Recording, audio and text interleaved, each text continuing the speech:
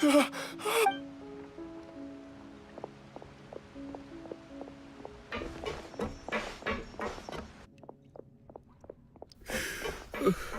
not young anymore. How will I survive on my own? My Desiree! Oh, he looks pretty sad.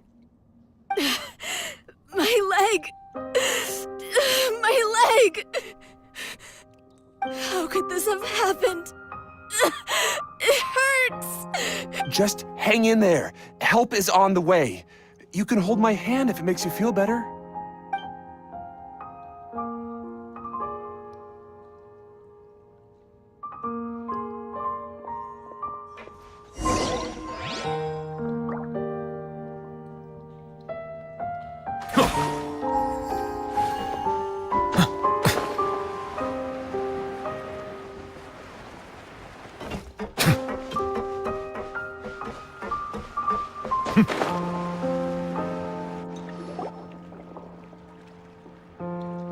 Oh, it's Navia! She's over there! Hey, Navia! Are you okay?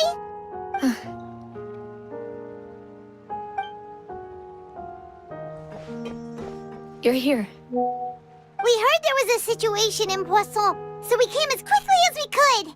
Yes. As you can see, the water level suddenly rose. It caused quite the disturbance, in fact.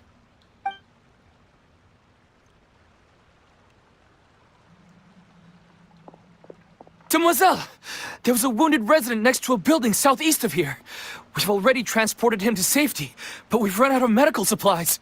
He's wounded? How badly? He fell, so it's probably a broken leg.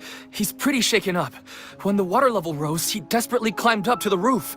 Once the water receded and he saw the ground, he became terrified and eventually... He jumped down then. Find the leader of Squad 1, and tell him to take the wounded resident to see a doctor. He should know where to go. Understood. I'll take over his search and rescue mission in the meantime. All right. You'll be in charge. I'm sorry. Where were we? The situation in Poisson? Right. Allow me to explain. A little earlier, we suddenly heard a loud noise. At first, everyone thought that something might have exploded in the waterways. But before we knew it, water started pouring out from everywhere. The rushing water seemed a little odd, almost like the unique color of primordial seawater. Some people didn't realize the danger and thought it was just ordinary water, leaking from somewhere. Everyone on the street who happened to be close to the water didn't have a chance to escape. As the water levels rose, they suddenly disappeared. They were all dissolved. Those who realized what was happening started to flee in a panic, desperately trying to get to higher ground. Many were injured in the stampede, and some people fell from significant heights. The Spina di Rosula initiated rescue operations as quickly as possible, but there have been a lot of casualties. Fortunately, the water began to recede after some time, and the chaos came to an end. The water that flooded the area contained primordial seawater, so the lower levels of Poisson are still hazardous. To ensure everyone's safety, I've asked the people there to leave as soon as possible. No one knows if this could happen again. All we can do for now is try our best to help evacuate the residents. We still haven't completed the head count, but we'll have some numbers soon. How awful. And all of this just came out of nowhere. It was quite frightening indeed. I only wish that everything that just happened was a bad dream. Is there any way we can help, Navia? Thank you for being so willing to help in a moment of crisis like this. You don't know how much it means to me. I really can't express how grateful I am. Don't say that, Navia. That's what friends are for. Demoiselle! We've got a situation here! I'll be right there. Sorry, I need to go for now. And off she goes. Seems it might be a while before she can take a break.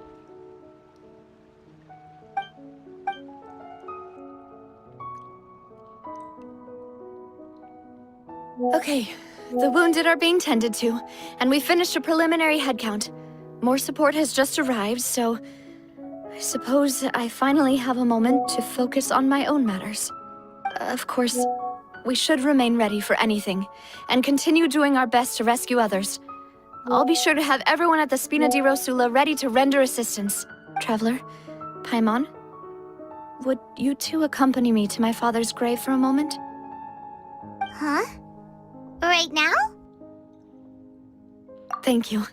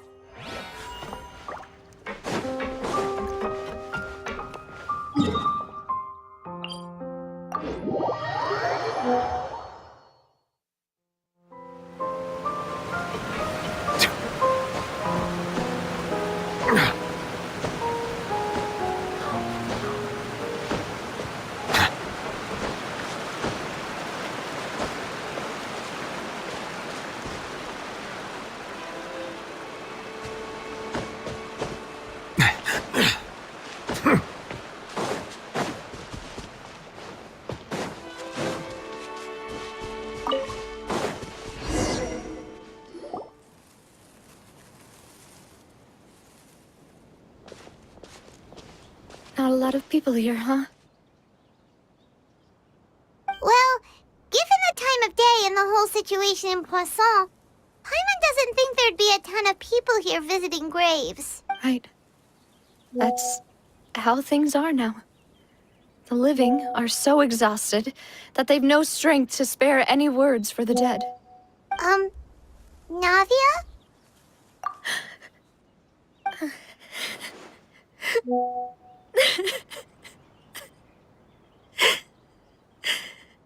Navia, what's wrong? Sorry. I just... Malus and Silver. They won't ever come back here again. What should I do, Papa? Huh? What happened to them?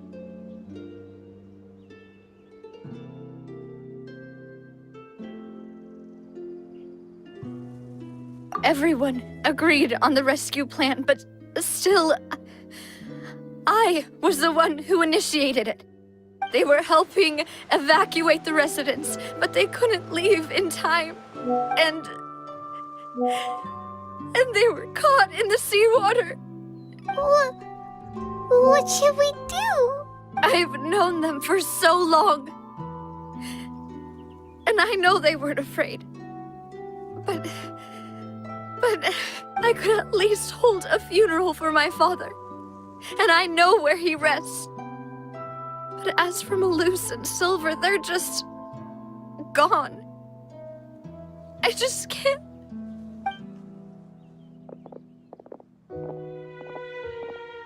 Everything looks so clean after it rains. Even the gravestones. I didn't expect that you'd enjoy a glass of red wine in front of Master Callus's grave. I can understand. Besides, the scenery here isn't half bad. See, it's not just me. I always want to bring something when I visit Papa.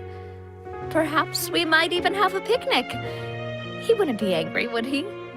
How could Master ever be upset with you, demoiselle? Yet the cemetery is the home of those who have passed, is it not? Everyone ends up here sooner or later, no matter who you are.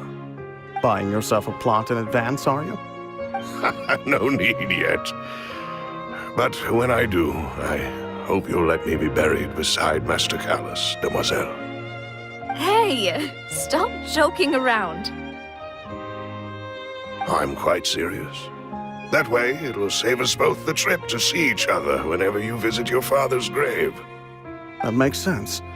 In that case, could I be buried on his other side? After all, besides you, demoiselle, the two of us could certainly be considered Master's closest companions, no?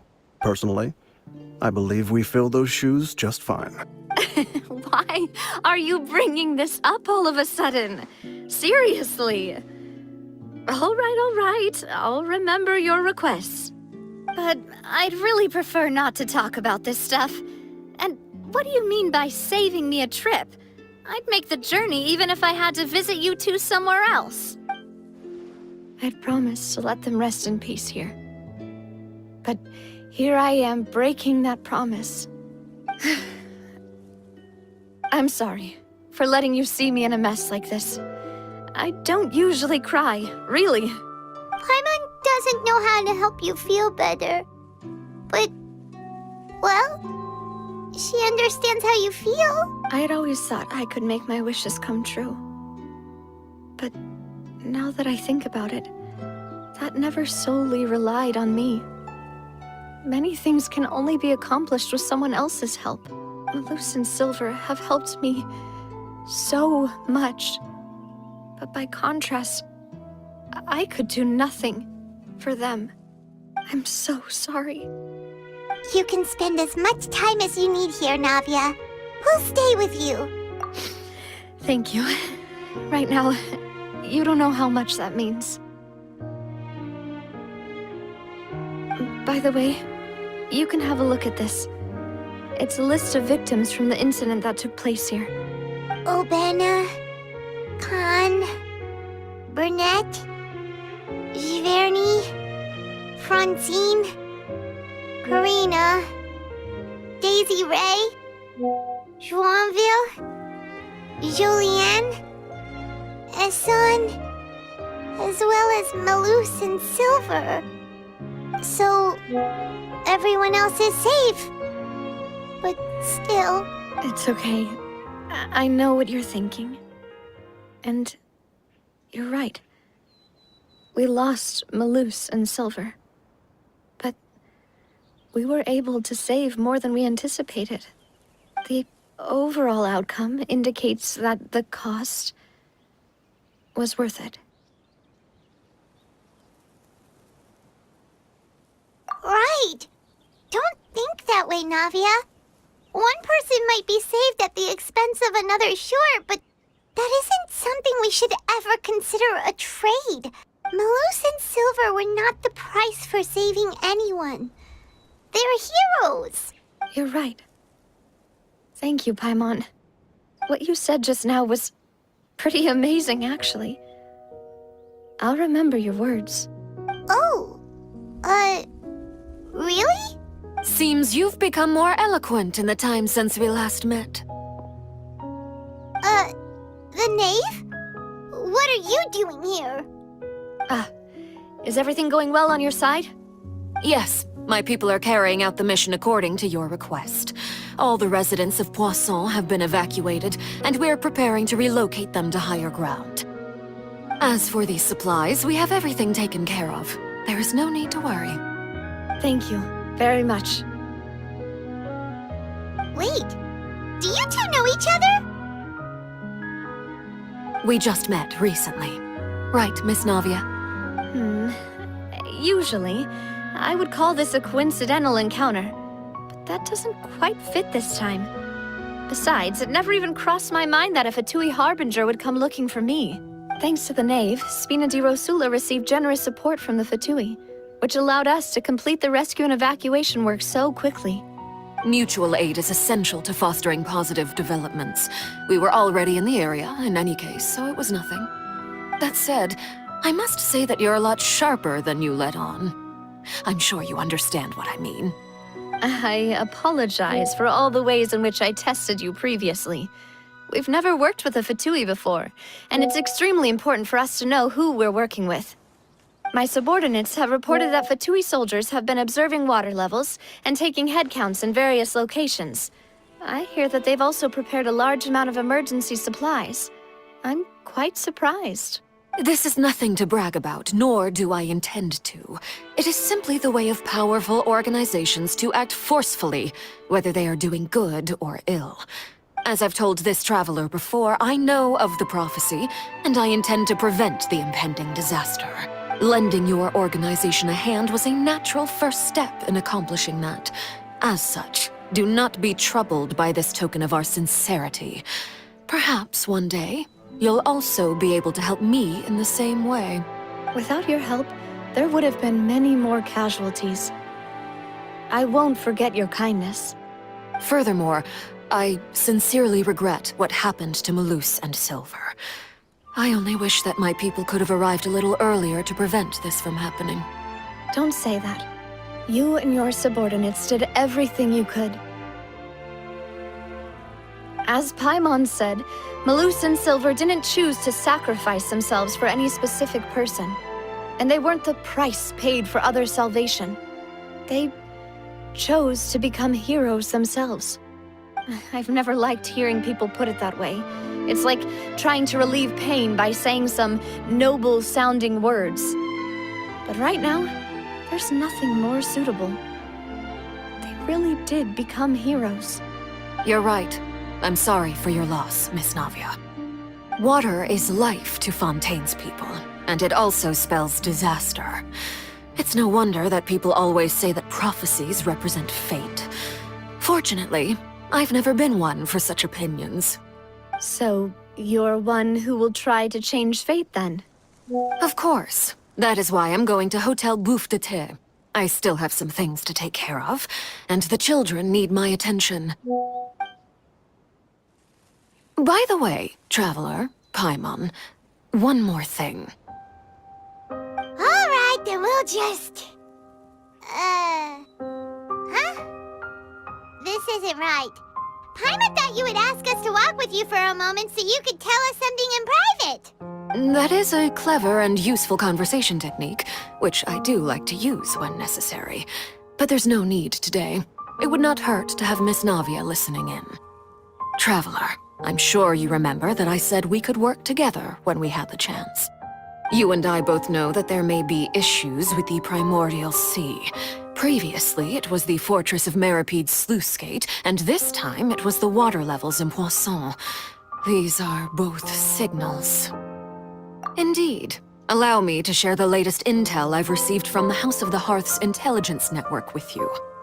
During some recent investigations, a child claimed to have discovered some ruins near Poisson. The ruins date back to ancient times, and seem to be worth investigating in many ways. Judging by the dating of the ruins, they may be related to the prophecy and the coming crisis. The situation is becoming more urgent, so any pertinent information will prove extremely precious. My people initially came to prepare for ruin exploration. Unexpectedly, this disaster struck, and at present, we're all busy prioritizing the rescue effort. So that's why the Fatui were already in Poisson. I wanted to take the children along, but unfortunately, Linny, Lynette, and Fremine have all been dispatched to higher ground to assist affected residents. Linny told me that outside of the house, the person they trust most is you, which is why I want to give you this task.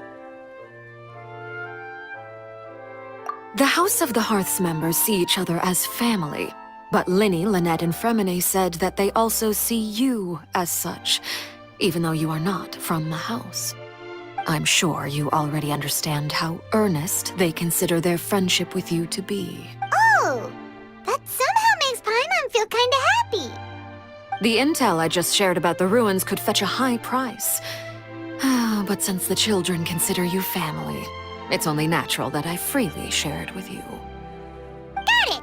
So all we gotta do is go to some ruins, right? We can handle that. Excuse me, but may I tag along?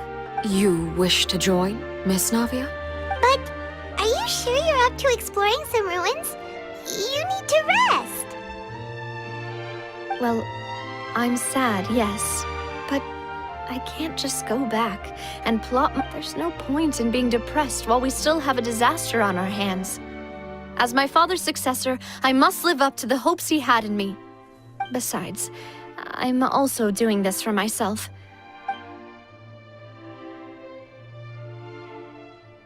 Since you put it that way, I have no objection. All right. The ruins are to the south of Poisson.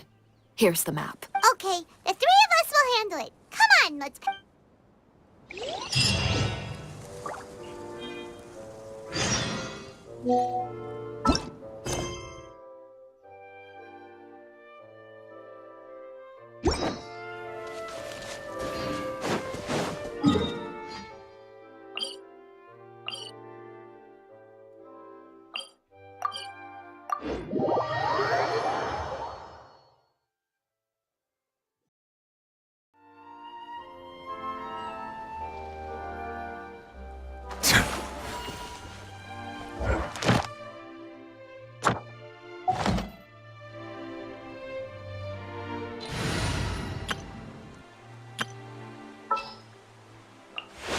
The pleasure is all mine.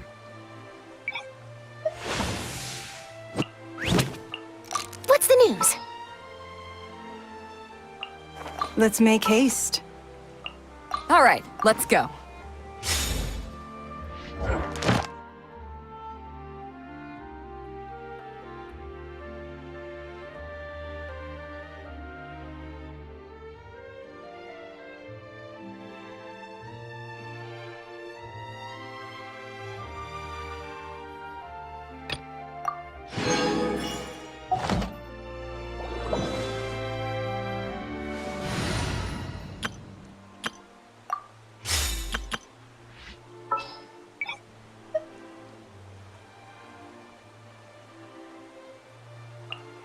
I'll watch your back. Need the help of an elder, huh? I'll take care of this.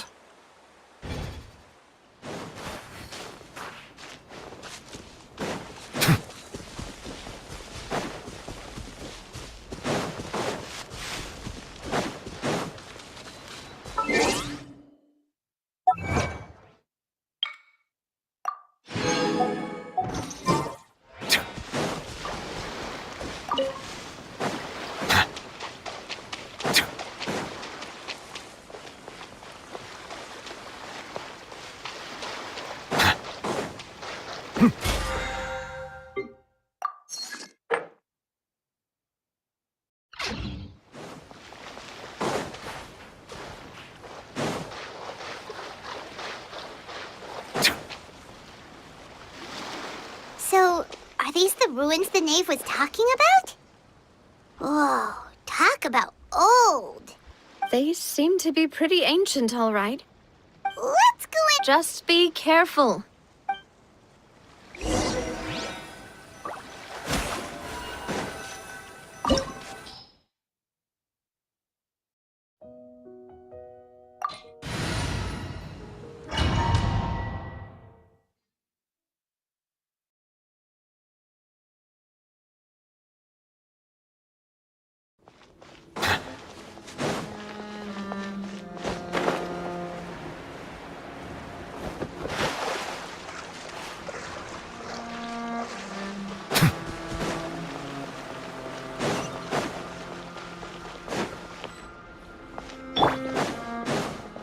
Illusion shattered! Silence!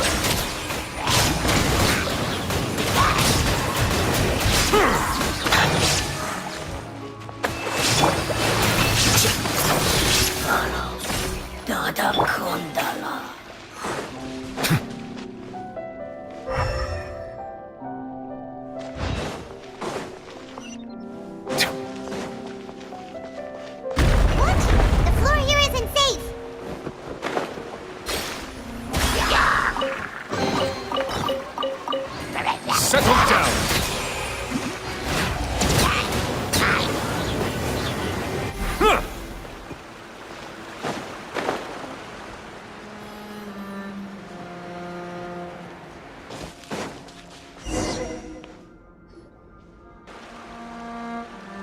this place has also been contaminated by primordial seawater. Yeah. And a lot of it, too. A Fontainian would most likely dissolve the moment they fell in. Right! You can't go down if there's primordial seawater. It's too dangerous, and it won't be any help for you to just stay here. Don't get by my wrong. We're not saying you're useless. It's just that... No, you're right. I can't do anything in this situation. I'll leave this to you.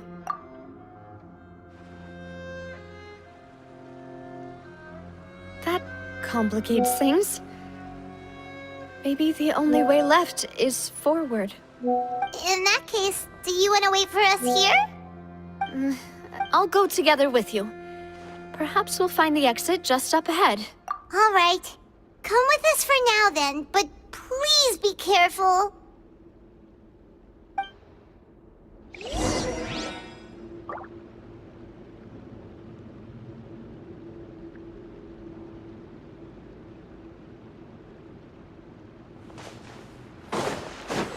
Oh no, it's a dead end! Let's try climbing over from the side.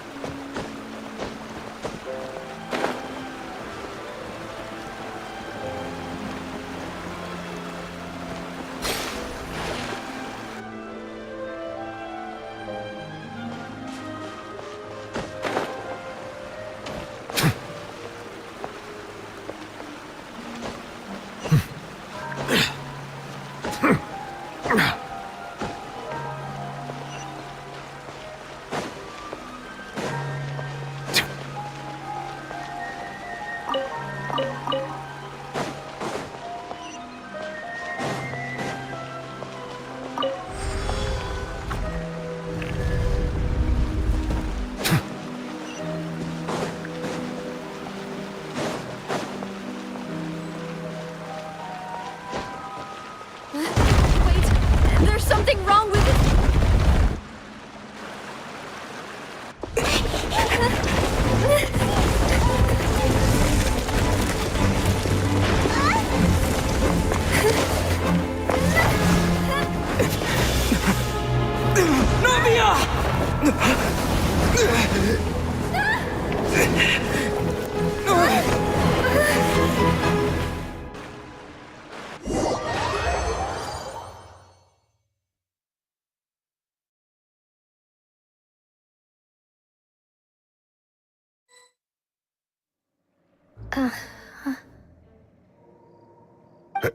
Demoiselle? Huh? Demoiselle, what are you doing here by yourself? Would you be standing here till dark if I hadn't come to get you? Maybe she just wants some time to herself, Maloose. Oh, was I sleeping? Yes, it would appear so. I must be tired. That's quite possible. However, you were the one that suggested we go out for a walk. Oh, right. I nearly forgot. It must have slipped my mind when I dozed off. I haven't had a nap today yet. Have I? This is a familiar feeling, yet something's a little strange. Is something the matter, Demoiselle? Oh, no. No, I'm fine. I was just trying to recall why we came out for a walk. Do you remember Mr. Giverny? He'd requested our help before with foreign merchants who had a debt dispute with him, and we'd resolved the matter not long ago. We were headed to see how things were going with him at the moment. Ah, right. Yes. I remember now. Oh, Miss Navia. Ah, Mr. Malus. And Mr. Silver, too. It's good to see all of you. How have you been? I've been great. Thanks to your help, those bothersome merchants finally realized that I wasn't the one they were looking for. Why, I wasn't even the guarantor for that person. They were knocking at my door day and night. Even my neighbor, Obina, was getting fed up with them. Sometimes force is required to calm someone down and get them to listen to what you have to say. That's right. Oh, by the way, Burnett, what was it that you wanted to give to Miss Navia again? Oh, yes. One moment, I have it right here. Miss Navia, these are some flower seeds that I prepared. Please take them. They're a very good variety, and they'll become very big and beautiful once they bloom. I don't know what we would have done without your help, so this is a little token of our appreciation. I hope you won't refuse. Ah, did you cultivate them yourself? Thank you so much. I'll certainly take them. Malus, we do still have some empty flower pots at home, right? Why, we can have as many pots as you'd like, Demoiselle. Perfect. In that case, we'll swap out some of the decorative plants for some of Mrs. Burnett's flowers. Very well. Wait. Something seems to be off here. Excuse me, madam. If I'm not mistaken, your name is Burnett, correct? That's right. Is something wrong? No, it's nothing. This is the first time we've ever met, but your name seemed familiar to me. I must have heard it when I was discussing things with your husband previously. I've heard this name before. Sometime recently, I'm sure of it. And why are there so few people around here? Where did everyone go? We must mind the time, Demoiselle. We still have important things to attend to today. Huh? We do? Like what? Well, now... Miss Navia, here you are! I've been looking for you. Please, come to the Opera House. Your trial is about to begin. My trial? Wait, why would I need to go to the Opera House? Yes, she's right, Demoiselle. It's just about time now, so we should get going. Oh? All right then.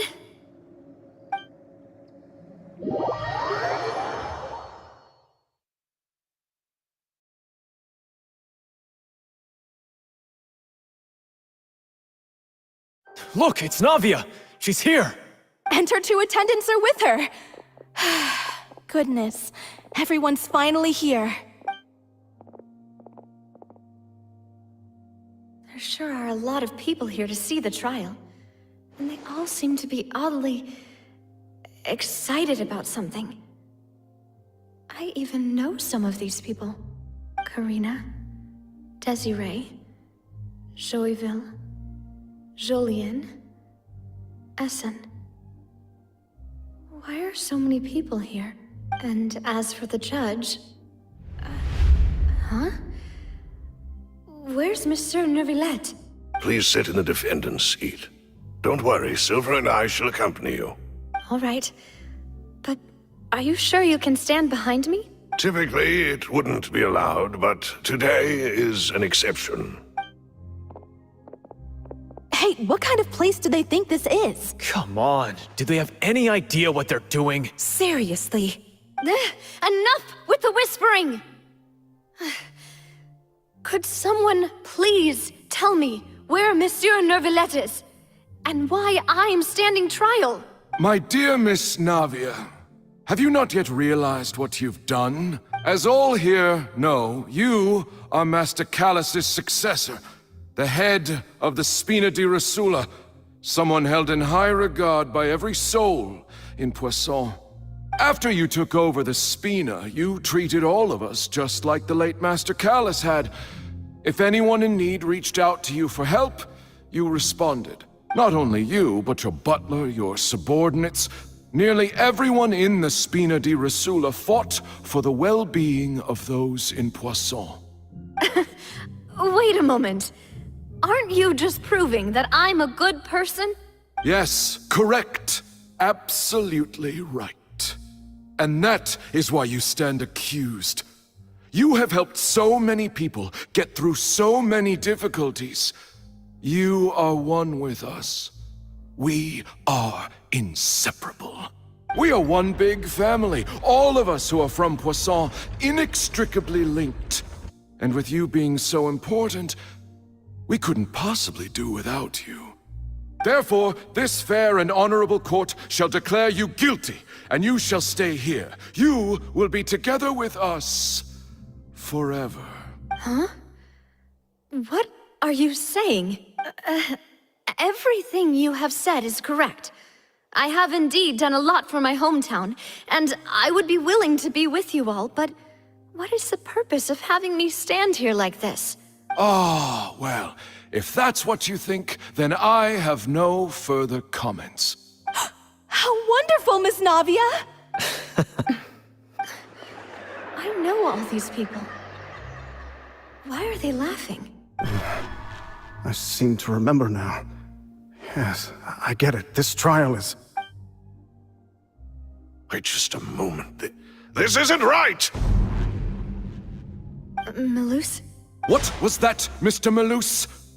Our conclusion is very clear and unanimous. Let the court judge her now. She's guilty! Stay here, Navia! You're one of us! Demoiselle, don't admit guilt. This trial means to keep you here forever. I wish to exercise my right to defend Our Lady. Mr. Joinville, you only know of Navia's goodness, but nothing of her utterly independent mind. She was born a free and independent spirit. She has never been tied down by anything. Indeed, even the death of Master Callus couldn't stop her. Her actions cannot serve as proof that she identifies herself as part of any group.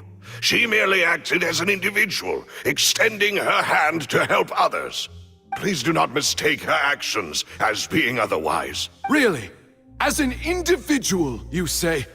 Don't forget, we are all Fontainians here. This is the nation of justice, the nation of Hydro. Even if Miss Navia only voluntarily rendered her assistance, that doesn't change the fact that her beautiful soul must return to everyone. Water accepts all, blends with all. It will surely accept her kindness. Everything is measured here in the nation of Hydro, and in the end, everyone shall meld together. Thus, when a unanimous opinion emerges, that opinion represents justice. Now, I speak for everyone. Our opinion is consistent. Navia should stay. We and Navia are one. And you would call this justice? Preposterous. You are merely jealous that Demoiselle still has a chance to exist as an individual. Have you forgotten how much you all once longed to become individuals, to become independent? Do you mean to defy our justice? If your justice is flawed, then why should we acknowledge it?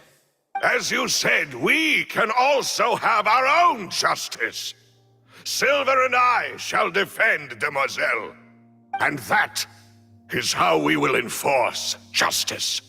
Ugh, my head... it hurts. Demoiselle! Silver, it hurts. My head is spinning. All I can see is stars swirling in front of me. I remember now. Everything that seemed odd from the very beginning.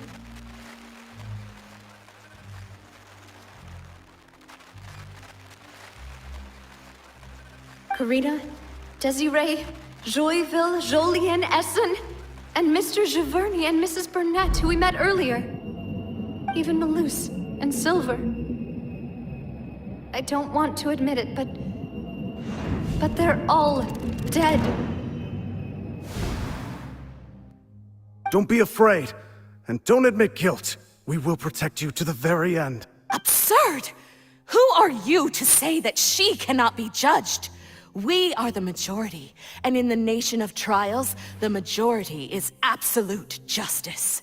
We are the will of all. Don't let them escape! We shall keep Navia here with us! Mr. Malus and Mr. Silver, must you be so stubborn? How could the two of you possibly hope to stand against the collective? Do not resist. This judgment is fair and just. Navia belongs to us. After all that happened, she should not be left alone in Poisson. What are you saying?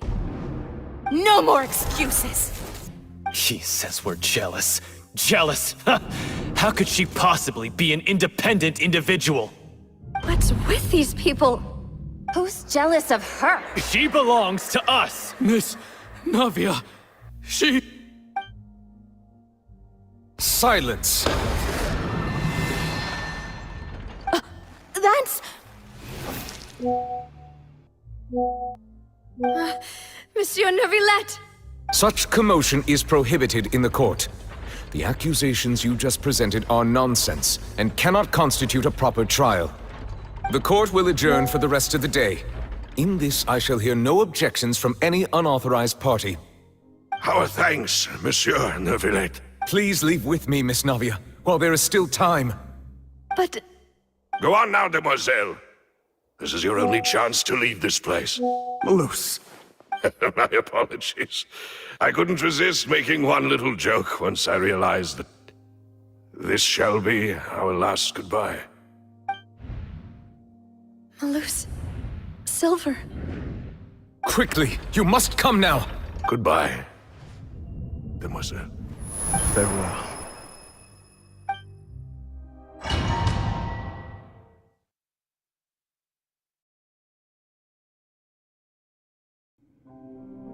No, wait! Just a second! Navia? You're awake? Good. I must have been dreaming. Malus and Silver were still alive, and they were defending me at some insane trial. It looks like you're all right. Did all the sad feelings cause you to have a nightmare? Paimon could give you a hug. The ruins you were exploring suffered a cave-in. When I arrived, I found you falling toward the water. You were just about to be dissolved within, but I... What is it?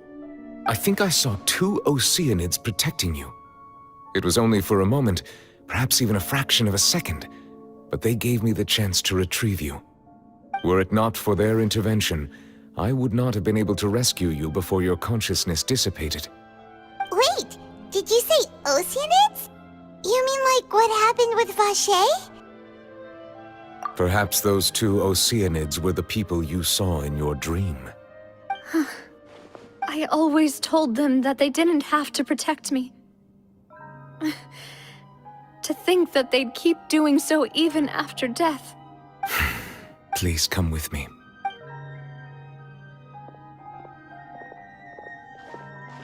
Neuvillette, are you okay? Oh, I am quite all right. Perhaps there's something we could chat about? Why do you look so stiff all of a sudden? Oh, Paimon knows. You're the type who feels awkward when there's nothing to talk about, right? I merely thought that we should give Navia some time to herself. Huh? Why didn't you just say so then? Don't you think it's even more awkward to call us over like this and then have nothing to talk about? I suppose so. Ah, Sigewinne. I hope all is well with her these days. Her work in the Fortress of Meropide has not been too much for her, has it? No way, don't worry. She's doing fine down there. She's an amazing head nurse. I see. Well, that is good. I have always worried that Sigewinne would need a lot of time to understand the world of humanity, just as I have. Oh, and the Duke also says hi. even though Seedream made him do that. He hopes that you haven't been overwhelmed by all that's happened lately. Thank you. I have indeed been busy lately, and I also hope that everything is going well in the Fortress of Meropide. He still doesn't know what to talk about. Let's chat about something else then. So, Neverlet. Yes, of course. This isn't going anywhere. Yes, in fact. I had arranged to meet you in Poisson, but when I arrived, I discovered that the Fatui were helping the residents evacuate. They had even transported a large quantity of supplies to the area. Amid my astonishment, I ran into the knave, and we had a chat. She informed me that she had asked you to investigate the ancient ruins here. Yeah, we originally planned to meet up with you, but we thought you might still be busy with all those official documents. We didn't think exploring the ruins would take very long, and who would have thought you'd wrap things up so quickly?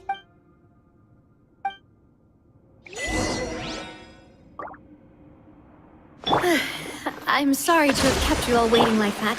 I'm feeling much better now. I guess we should get going again. Will you come with us, Monsieur Neuvillette? Yes, if you wouldn't mind my company.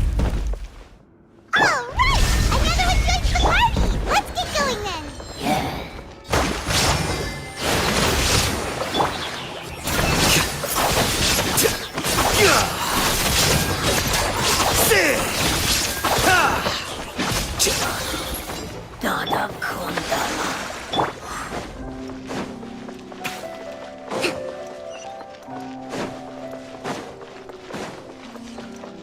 Oh no!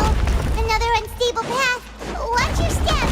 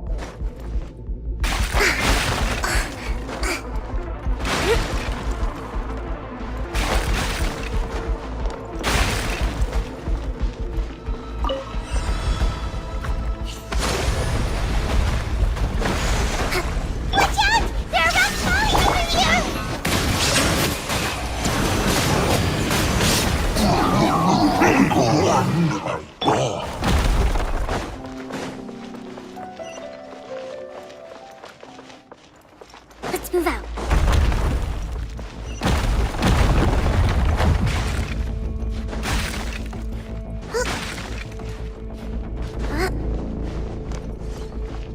It seems we're almost at the top. Keep it up!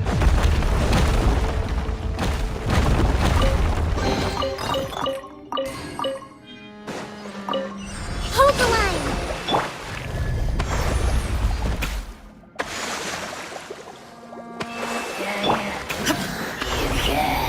Shine down! Let the mighty be humbled!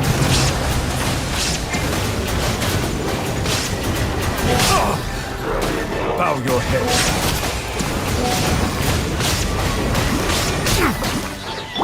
Rest and rebuild!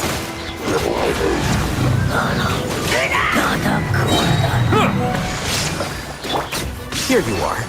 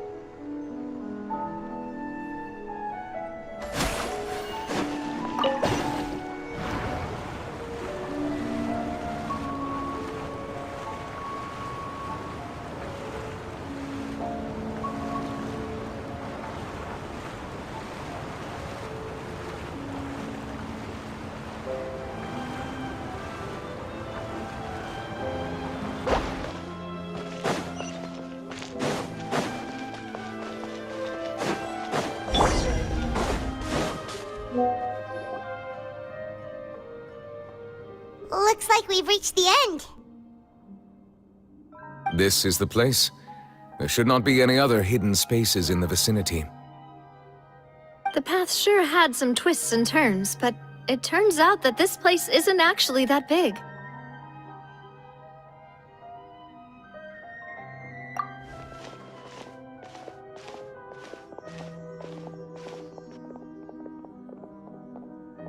Stone slates? It seems like they were put here as an offering. Could we take them down and have a look? Perhaps we should just leave them be for now. There are 4 locations in total, but only 3 stone slates. The slate that should be in the first empty spot is missing. The surrounding walls also show signs of damage. There's something written below. Let Paimon see.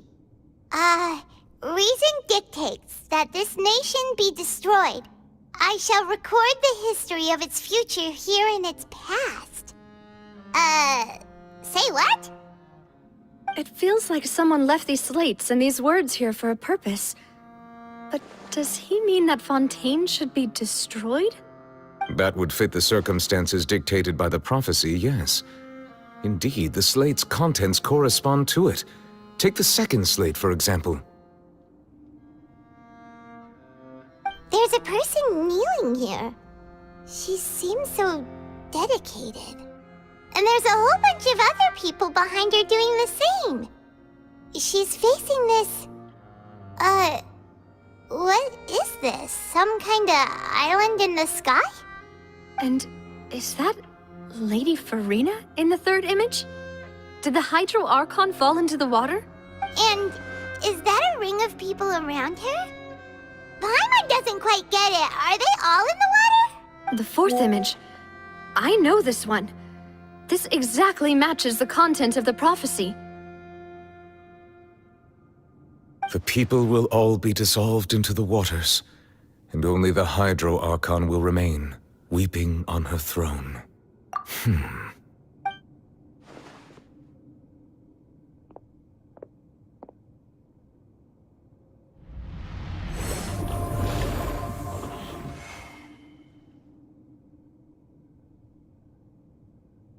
More information should be hidden in these slates, but I fear I cannot easily uncover it, most likely due to us missing the first slate. Don't blame yourself, Monsieur Neuvillette. Deciphering ancient stone slates isn't one of your duties. Ooh, Paimon's getting the chills just looking at these slates. This says that it's the history of the future, right? That means the prophecy's sure to come true. I really hope it doesn't mean that. Still, Paimon feels like these images are kind of weird when you look at them together.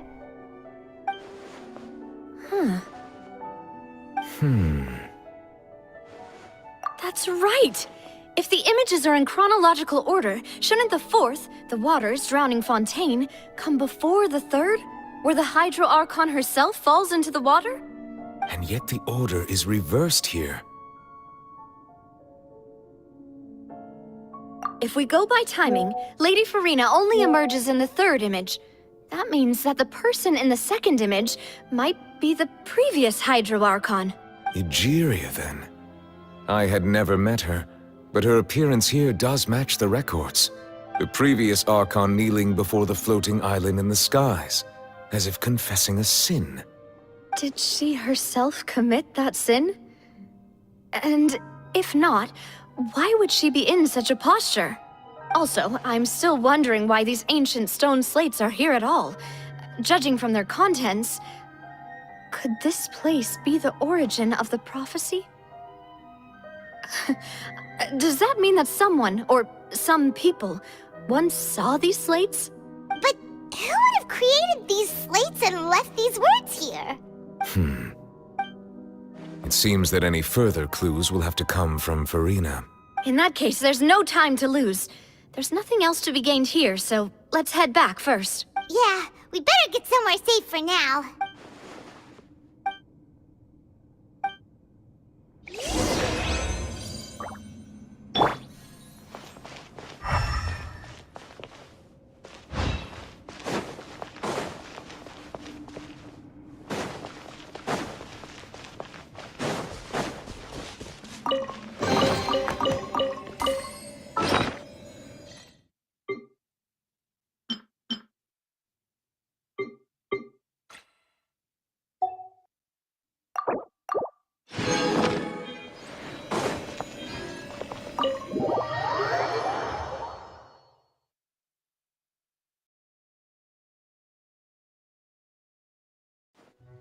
let's split up here.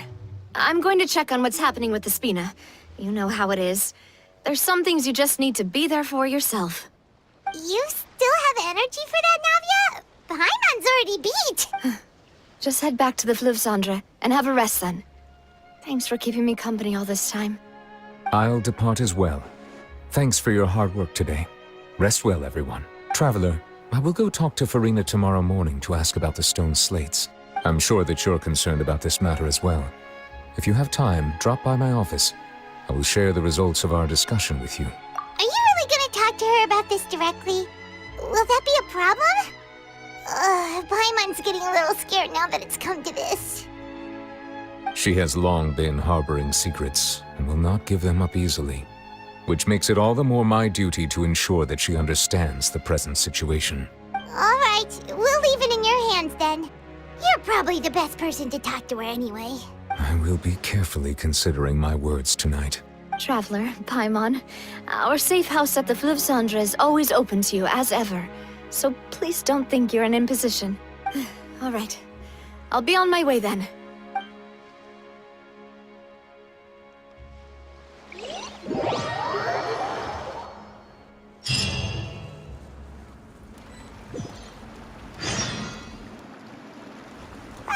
We're finally back! Welcome back. We've got a special menu prepared for you two tonight. Yay! And there's good food too! Navia, no, the boss is the best. Ooh, desserts! Nice, these are all Paimon's! Paimon's already starting to forget what happened today. Oh, that voice. Is that who I think it is? Huh? It's you two. What are you doing in...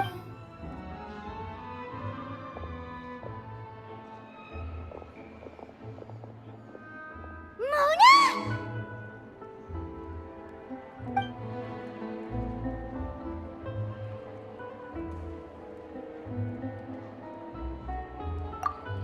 Seriously, nobody just uses a scry glass whenever they've got time to just see who they'll meet on the road. Still, we didn't expect to see you here. Wait, you're not a Fontainian, are you, Mona? Well, I have some business to attend to here, so I booked a hotel in the city. I was just out for a stroll when I bumped into you. Quite unexpectedly, if I might add. Why did you think I was from Fontaine, though? Is that because Magistus doesn't sound much like a Mondstadter surname? Yeah, let's go with that. Well, I used to have my own surname, which was, well, some other thing.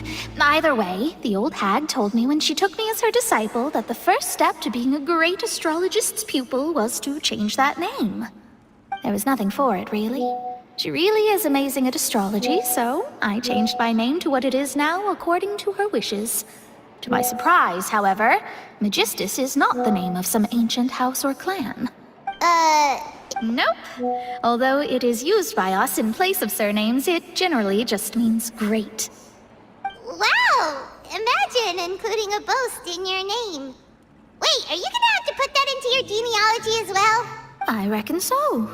In any case, I'd give my disciple a name like this as well, if I were to take one. Astromancer Barbeloth Trismegistus. Whoa, that's a long one. Does it also mean great or something? My name means Mona the Great Astrologist. As for the old hag, hers is, in plain speech, the thrice-as-great Scholar of the Stars. Just take it as a title specific to astrologists. Thrice as great? That's so petty. I know, right? That's just how she is. She used to call herself Magistus, actually, but when she took me in, she changed her name to Trismegistus. Talk about excessive.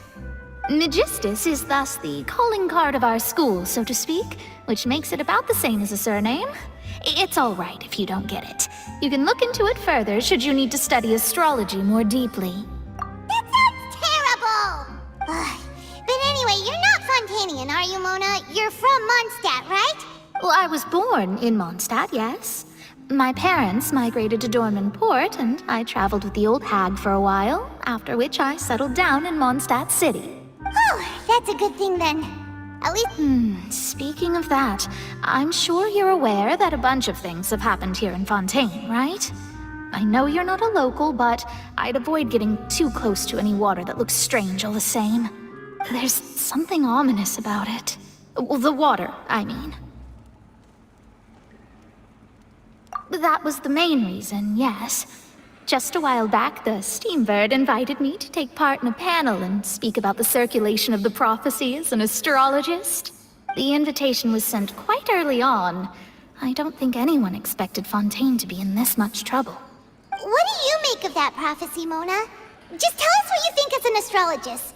Your word would go a long way to make things more certain and less... scary. What I can tell you is that I'm an astrologist, and that this prophecy concerns the fate of Fontaine, even that of all Tevat.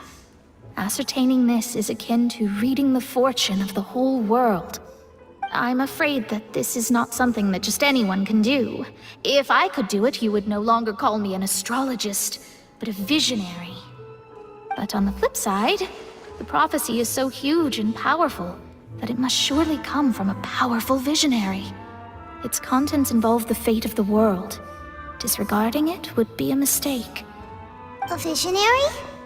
Sounds really powerful and all, but does such a person really exist? Of course. The old hag could do it, and I'd bet there are others amongst those Hexenzirkel colleagues of hers who could do something similar. Are you sure? All right, I'll help you. It isn't often that I see you with such a serious look on your face. I'll tell you once I hear back from her. Thanks, Mona! You're amazing as always! Oh, well, this is something only I can do after all. So yes, your praises are quite welcome. That's the greatest of astrologists for you! Of all the people we know, you know the star's the best! Indeed, indeed. That's the spirit. Oh, sorry. I came to see what all the commotion was about. If there's anything you need, do not hesitate to inform the Spina di Rosula.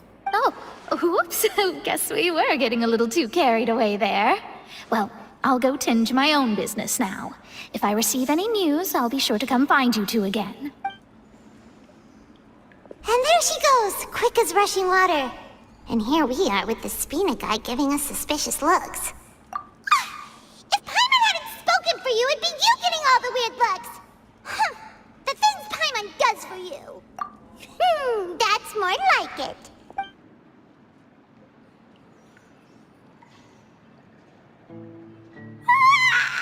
Good morning. To be honest, Paimon's still feeling kind of sleepy. But it's time to get up, traveler. We agreed to go see Novelet, so let's pack it up and get going.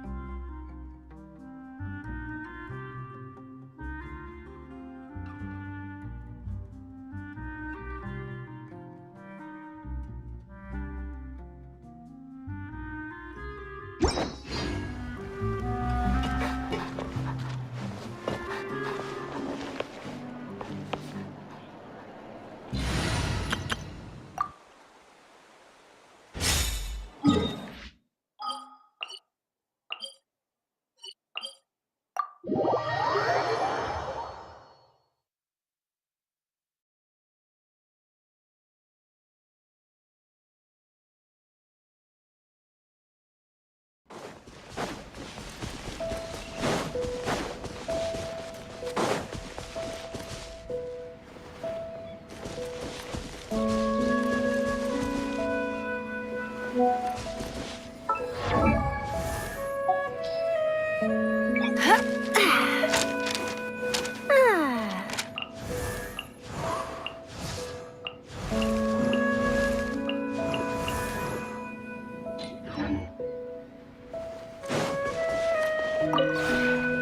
realm...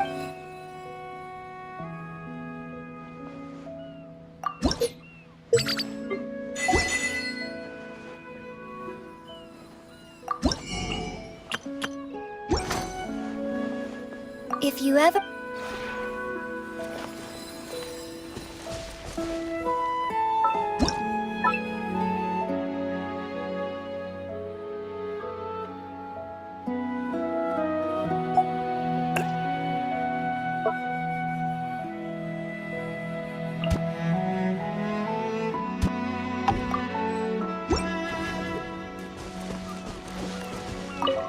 Hey, there you are! This sure is a mysterious place. I've taken a ton of photos, and boy do I have a list of questions for you. It's idyllic, and the lighting is perfect. You can take the most beautiful photos from literally any angle. And yet, we're currently inside your teapot, right? Really? You've never brewed tea in here? Oh, well that's a shame. I was going to ask you about how this unique environment affects the flavor of the tea. I heard this legend during an interview with someone from Liyue once. When the tea was ready, the Adeptus poured the whole pot back into the river. And no idea if there's any truth to it. I'd sure like to taste the water from the Bishui River if I ever get the chance.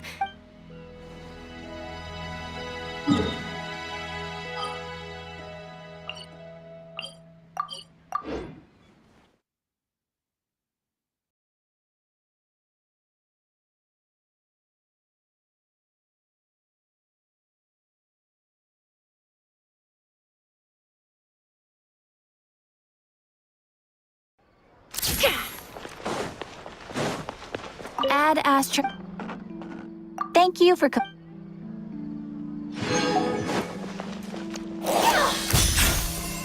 Say cheese!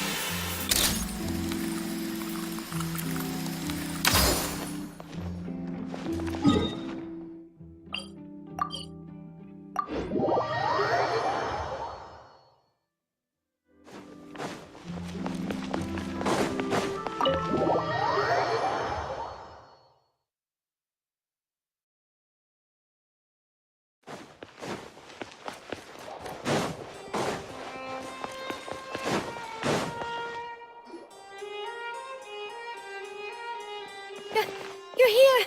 Finally! Is something wrong? Monsieur Neurvalette and Lady Farina, they seem to have gotten into a dispute. Please go see for yourself.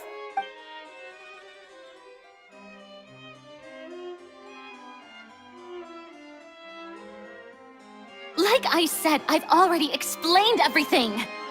And yet the problem has not been properly solved. There is little space for excuses between us. It is not my intention to offend you, but please, tell me where you stand. You are the Hydro Archon Focalors, are you not? Look at this. This is a list of the victims from the recent Poisson incident.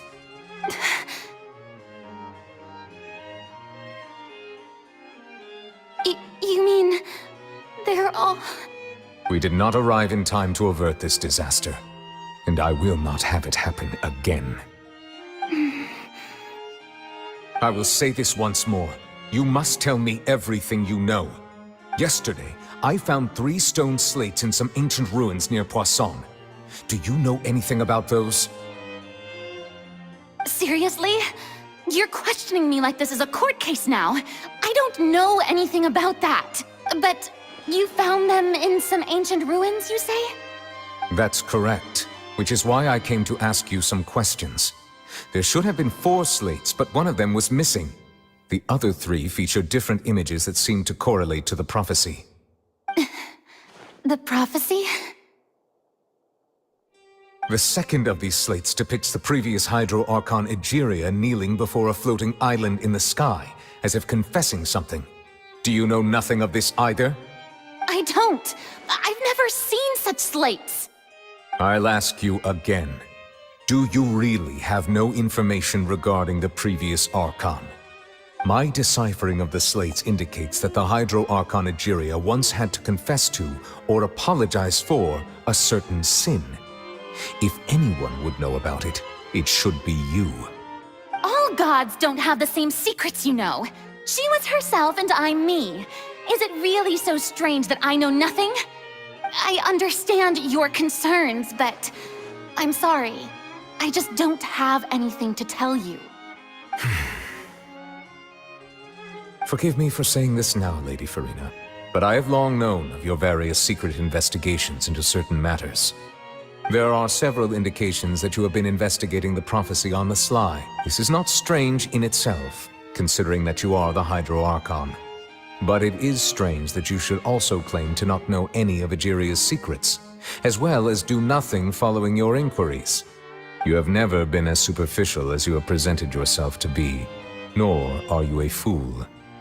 And yet, your behavior is very inconsistent.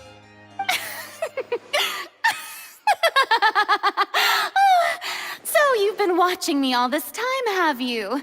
I didn't think you were that type. Well, since you know about my secret investigations, then you should know I'm actually working to take care of it. There's no point questioning or suspecting me. You're the Eudix, but you're still my subordinate. You should be following my lead. Just trust in me, your Archon, and do as I say. Never mind whether you can truly convince yourself to or not. It'll all turn out fine. That's all I have to say. We do not discuss this matter again. Oh, the opera's about to start. Toodles!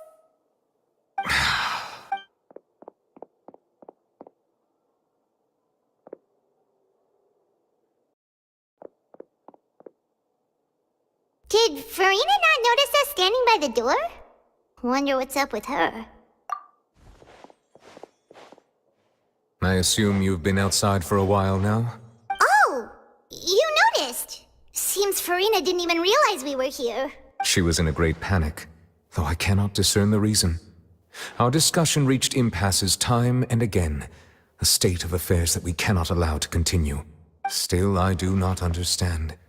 Dialogue is the basis for understanding, so why did she keep refusing to engage?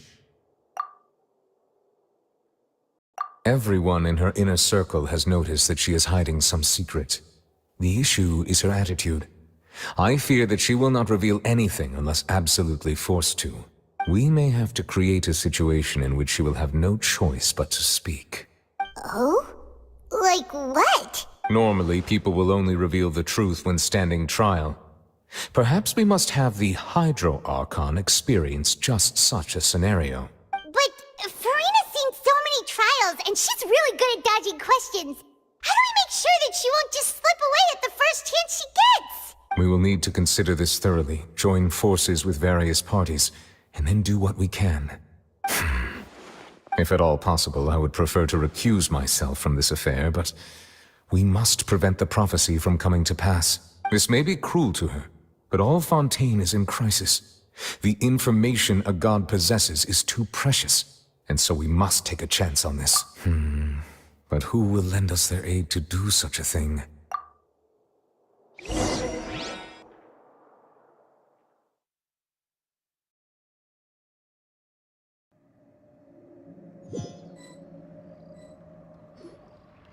Well, that's everyone, huh?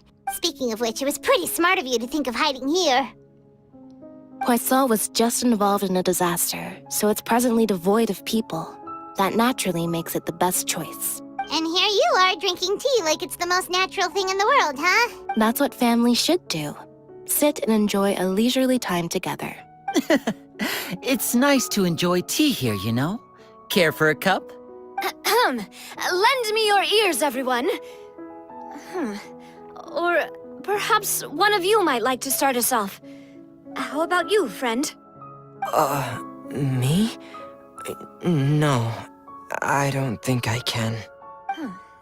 Then, how about you, good sir? I fear that I will cause the mood on this boat to become as somber as it is in court. Well then, I guess we're lucky we've got a local like me to organize things.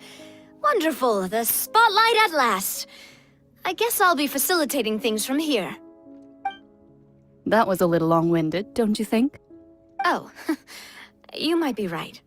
Anyway, to cut to the chase, our friend here, the Traveler, has brought us together to discuss something. As for what that is, well, let's start by saying that we'll be pooling our efforts together to create a series of traps. Oh, how intriguing. Well, it's just an expression, really. One that I just learned from Chlorand, and used on the spot. So, let's invite her to explain in detail. Huh? Didn't you say that you would be facilitating this? Oh, come now. Your work doesn't involve much public speaking, right? This is a good chance to practice. You might even pick up some fancy oratory tricks to impress your boss with in the future. I see. And what does my boss say? He is glad that you consider him your boss. Do go on.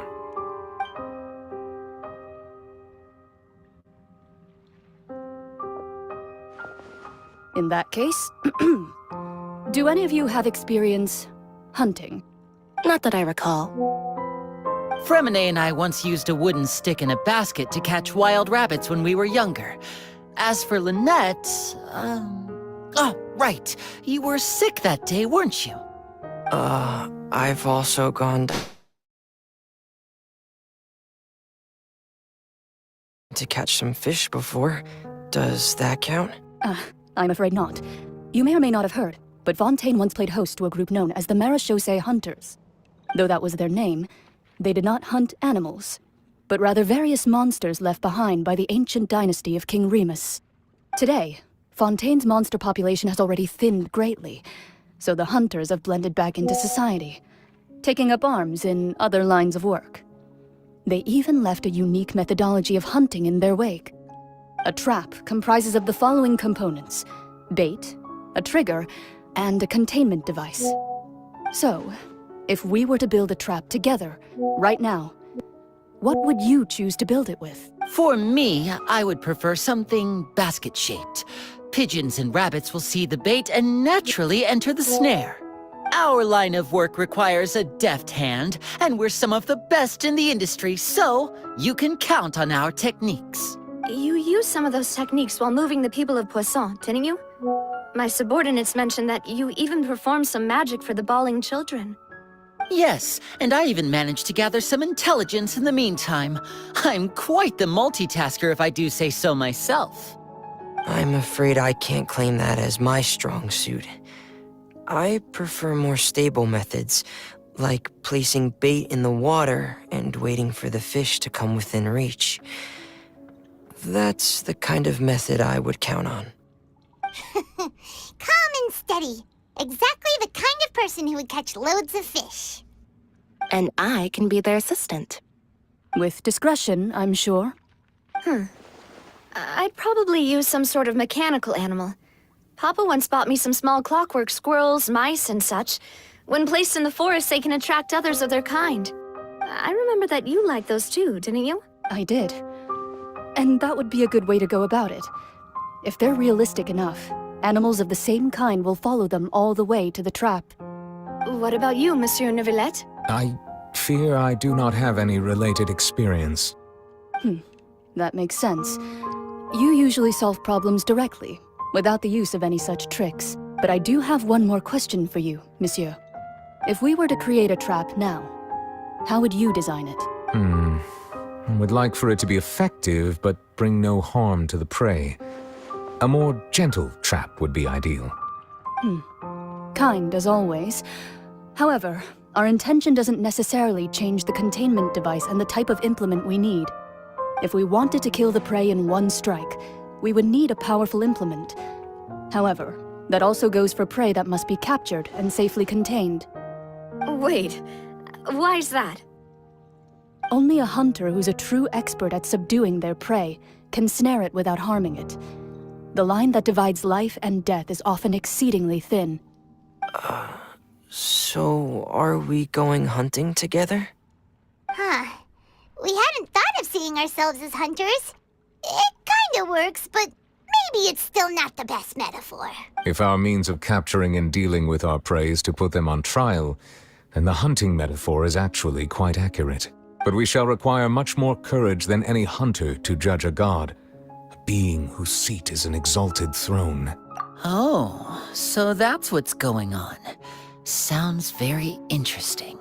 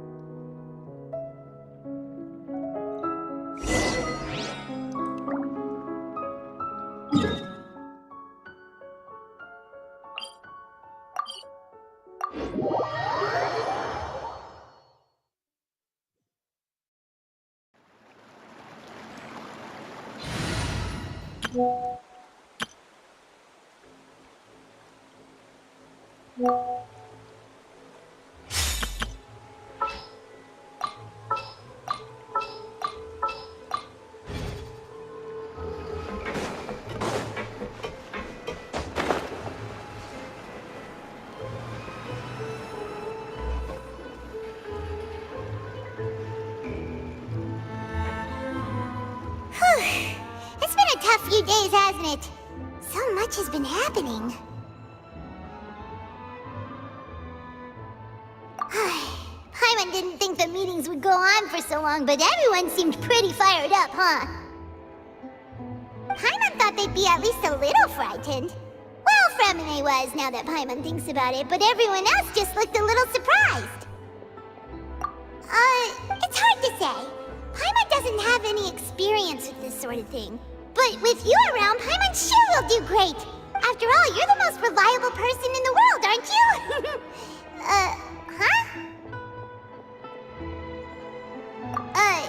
Did you just pour some tea?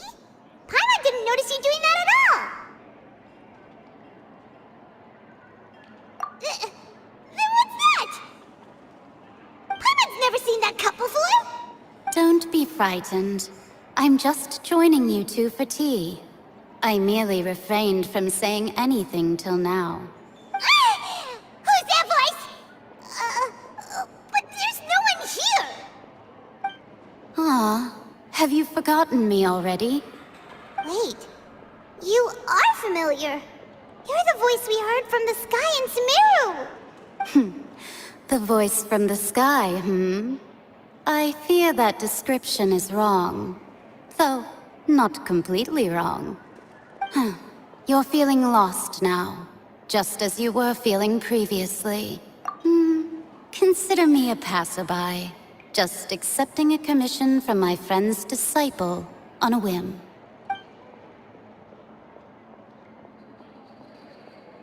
The prophecy. Yes, what has been prophesied will be fulfilled. You may view such things as the history of the future. What? Then is there any way we can stop it? I believe you have witnessed a failed attempt with your own eyes. Can everything in Teyvat so easily be changed? So you've caught on. Just as prophecies are usually only the future as seen from the perspectives of the gods, could things be happening in hidden corners where the gods' gaze does not fall? Are the things that you shall see different from the fate that the gods perceive? What is she talking about? It all sounds really impressive and important and stuff, but it also sounds kind of scary.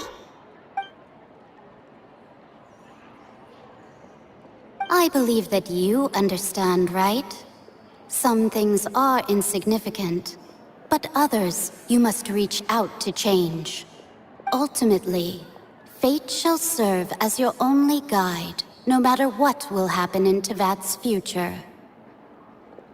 All you need to do is to play your part. This was good tea, by the way. Thank you for your hospitality. Well, that'll be all for today. The voice. It's gone.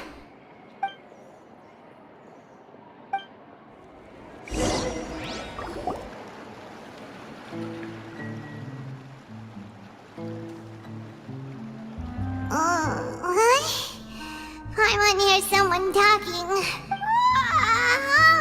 Alright, coming! Hey, it's you who's getting lazy, okay? Well, I see I've walked in on some lively banter. Mona! Fine, just fine. I went to take part in that Steambird panel. It turned out to be more interesting than I expected. Not all Fontainians are pessimistic about this. One journalist mentioned that sitting around and waiting for the end to come would be wrong, and that they should make their own rescue preparations. I agreed, so we had a brief chat with her. Did she have pink hair by any chance? Why, yes! It was Charlotte. You remember her, right? That daredevil journalist? I'm in full support of her view.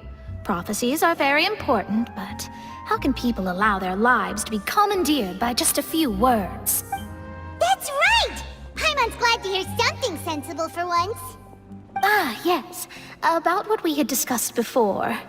I did try, but I'm afraid I couldn't reach the old hag. I'll try again tonight, but I wouldn't get your hopes up. Huh? Goodness gracious. Are you serious? She said that even the god's gaze has blind spots. Pretty bold if you ask Paimon. Most people would believe the gods to be all-knowing, right? The Hexen Circle members are certainly anything but ordinary. As for the mage named N, the old hag has mentioned her a few times. She said that N's sense of direction is incredible, and that she loves guiding those who are lost. But I've never met her, and if she were still alive, she'd be... Well, suffice it to say that the hag's at least a few hundred now, and N's been around for longer than that. Whoa. The Hexen Circle sounds like a scary group. But they must really stay in shape to live so long. Their abilities alone are pretty terrifying. If she came to see you personally, then the problem you're facing must truly be of great importance. Well, it's not like Paimon could understand anything she said. Yes, she was quite cryptic, but I suspect she means that there is still a way to turn things around. She didn't say when or what that would be, though, so... Perhaps it is something that you cannot know right now.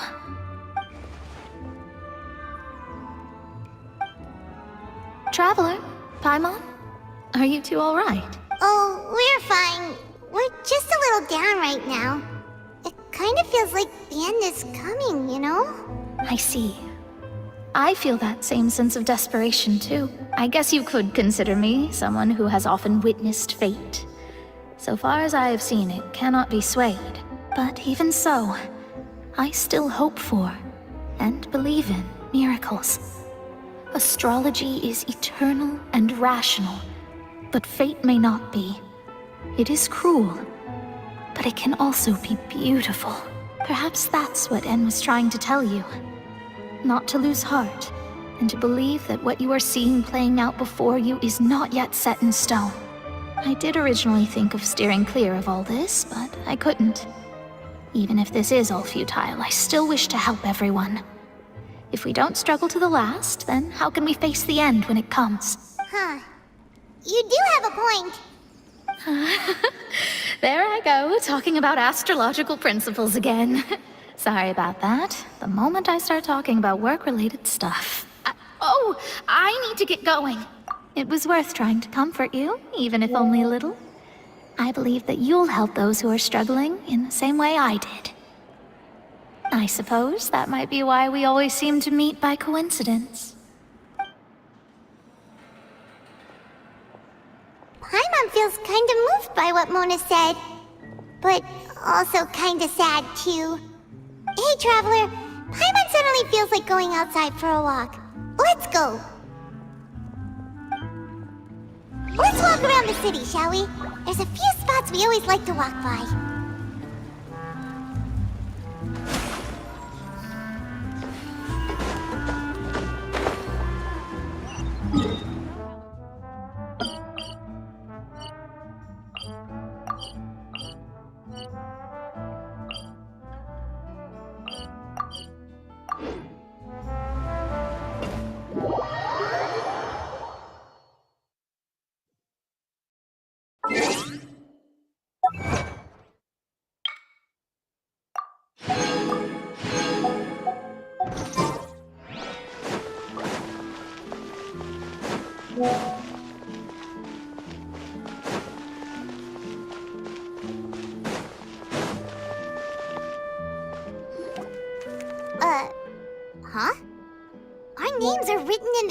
newspaper.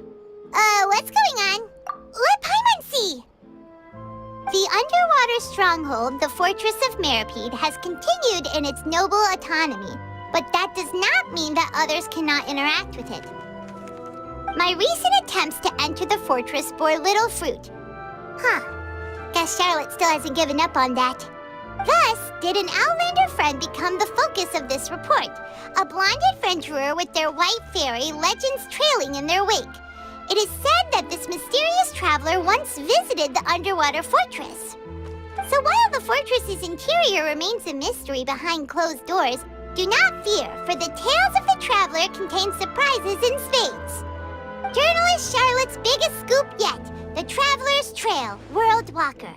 Charlotte took so many awesome photos of us and we never even noticed her. She hasn't been able to get a hold of anything at the fortress, so since we're easier to find, she's using us as the subject matter instead? Ugh, seriously? Well, fine. Those headlines and photos do look cool, so Paimon will forgive her this time.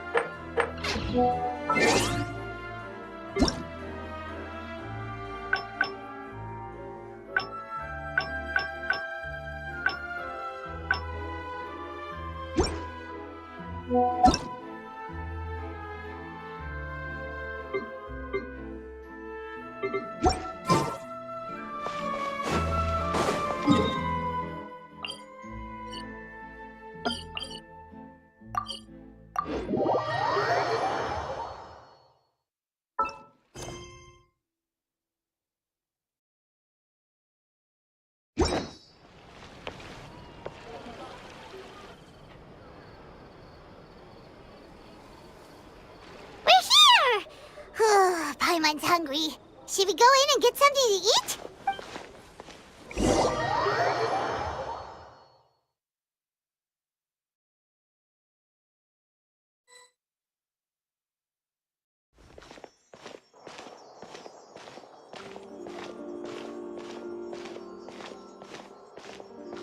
Hey, quick! Look! That's the limited edition, only 16 slices a day cake! It was so delicious the last time we tried it! Despite the tense situation we were in, let's give it another go! Paimon's sure it'll be great! 1 slice of cake, please. Someone showed up after all! Oh, wait, you're the one from the Palais Mermonia! Oh, are you here to buy cake too? It seems Monsieur Nervalette was right. You really can eat. Wait, did he really say something like that? That's right. Even he has his own preferences when it comes to food. As for me, I love the cake and coffee here. Do you come here often? Usually every day. Every day? It's part of my daily schedule, apart from work. I shall have my cake and coffee. Then what if someone told you one day that this place would be closing soon, and you wouldn't get to eat cake here anymore? What would you think? But why would it close? Well, Paimon doesn't know either, but maybe the waters will rise tomorrow. You know, like in the prophecy. Oh, the prophecy. To be honest, I haven't paid much attention to that. No, still, even if there'd be no more cake tomorrow, that wouldn't keep me from having some today. No, it's the same for eating in general. You might not be able to eat tomorrow, but if you can do so today, then you should carry on. That's what people call living, you know.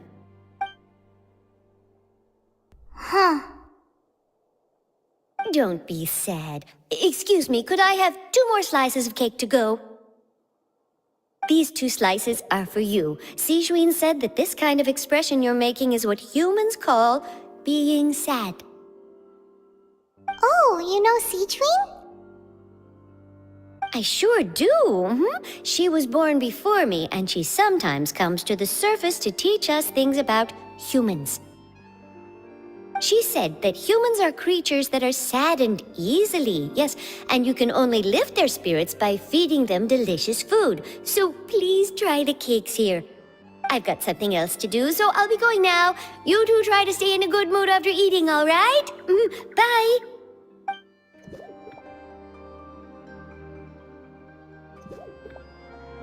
And there she goes. All right, let's dig in. Paimon's sure this cake will be delicious.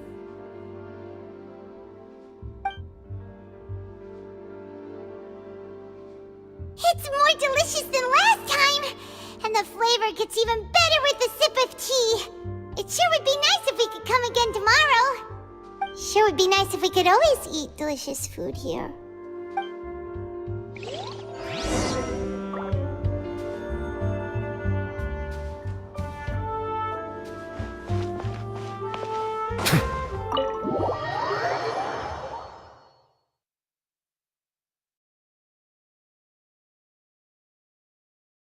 Oh, we're near the Steambird office. Let's go look for Charlotte and have a chat.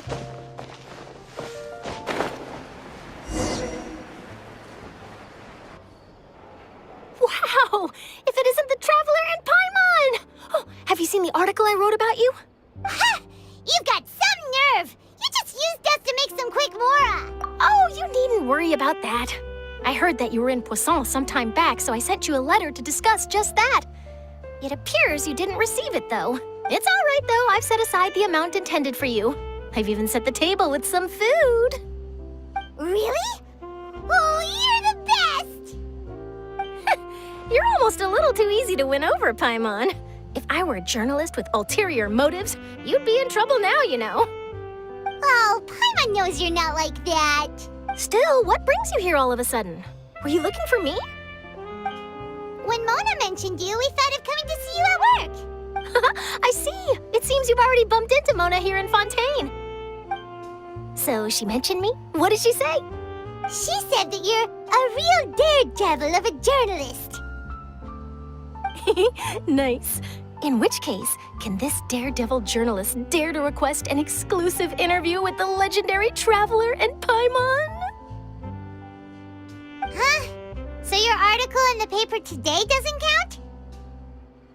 Oh, of course it doesn't. That was more like live photography. What I'd like to do is dive deeper and ask you to talk about the things you've seen and experienced. Yeah, are we even qualified enough? Why not? If I say you're worth an interview, then you're worth it. But not right now, of course. I'll need a few days to prepare. Oh, in that case, we'll just chat when you have the time then? Oh, so that's a yes? Ooh, splendid! I'll tell the editor-in-chief immediately. I'll have to apply for lighting, a venue, some props, and... Whew, so much to get done now. Talk to you later. Wait, Charlotte, Paimon's still got a question for you. And what's that? If, just for example, Fontaine were to be flooded tomorrow, what would you do today? Huh. That's the prophecy you're talking about, isn't it? I mean, I do hear about it often, but I've never once thought that the day could be tomorrow. If you're seriously asking, then I might try and think of a way to leave Fontaine. Oh, but I'm still a journalist first and foremost. That means I have a duty to be reporting from the scene. And secondly, I wouldn't forsake my homeland that easily. From what I've seen, most people don't know what they'd do should the worst come to pass. In truth, it might be better just to behave like normal rather than worry over such an end. So in all likelihood, I'd probably still be prepping at the office for that interview of ours. I know what you're thinking. That sounds a bit sad, but I've always believed that it's best to do what you enjoy. Just think about it. If this nation really were to be suddenly destroyed tomorrow, but I still successfully finish an exclusive interview with a truly unique person, then the story I would wind up writing would truly be timeless. And then do you know what I'd do? Well, I'd write that story, send it for printing, and use messenger pigeons to get copies out to the various nations as soon as possible. I'm not a dreamer, nor am I a workaholic, but I do love my job, and I'd be proud of leaving such an article behind. I guess you could say that I was born to be a journalist. But anyway, that's my answer. And on that note, I'll get back to my preparations. That's so nice. All of a sudden, Paimon actually kinda envies her. Anyway, let's go and take a look at the sea, shall we?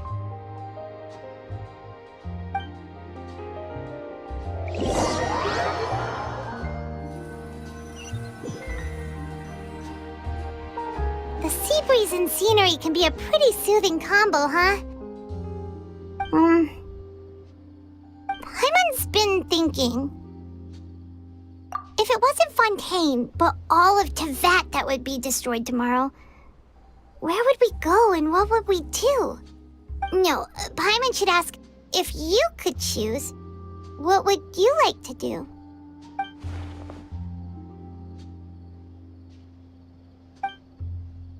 We've always been moving to the next destination, so we haven't spent much time thinking about these kinds of things. We didn't have to either, with us always being on the road and whatnot. You mean, still traveling? Huh. Wait, isn't that what we've always been doing?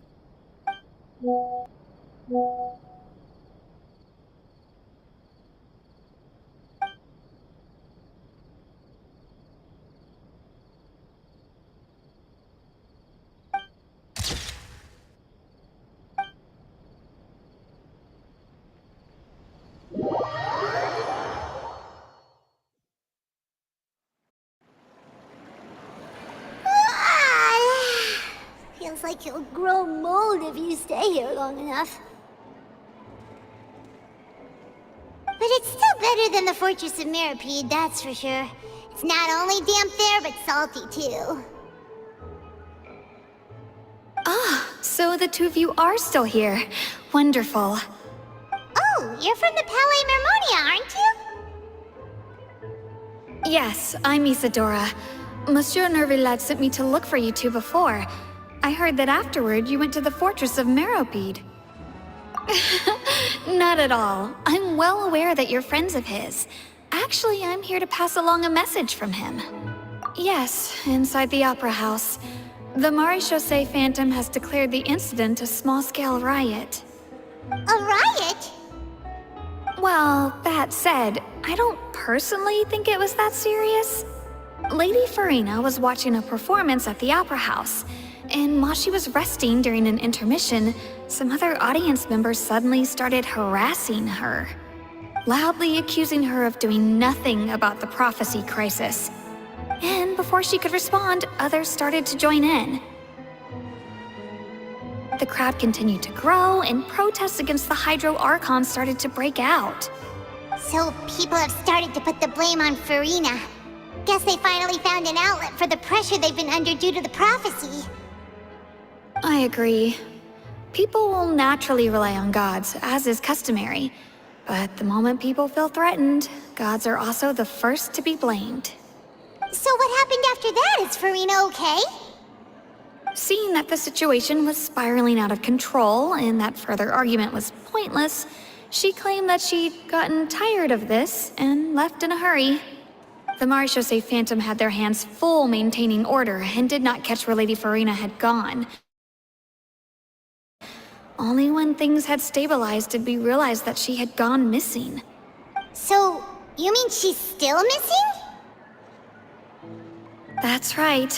The Maréchaussée has dispatched many people to search for her, but we don't have any leads yet. That said, I don't think there's much to worry about. She is a god after all. Even if she were to fall into the hands of rioters, what could ordinary people do to her? Good. Monsieur Nervillet sent me to tell you about the situation, but he didn't say anything else. Don't worry, this is more than enough to go on. Thanks for keeping us informed. Ah, is that so? Well, all right then. In that case, you two take care. I'll be heading back to the Palais now.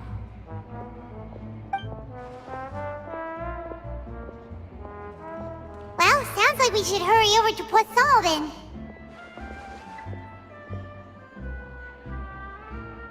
If we know Farina, she won't try to fix things in this situation. Instead, she'll look for a place to wait out the heat. And, as we also know, she may be loud and dramatic, but she doesn't have a heart of stone. When Nervalet was talking to her in the Palais Mermonia, and she heard about Poisson, she couldn't hide her sadness and remorse. It would be hard for her to ignore being accused by the public today. Paimon thinks Furina's probably taken the opportunity to slip away to Poisson and try to relieve the sense of guilt that she's feeling. Huh. Well, what do you think? Paimon knows the answer, of course, but Paimon can do the analysis to back it up, too. Cool, huh? In that case, there's not a moment to lose. Poisson, here we come!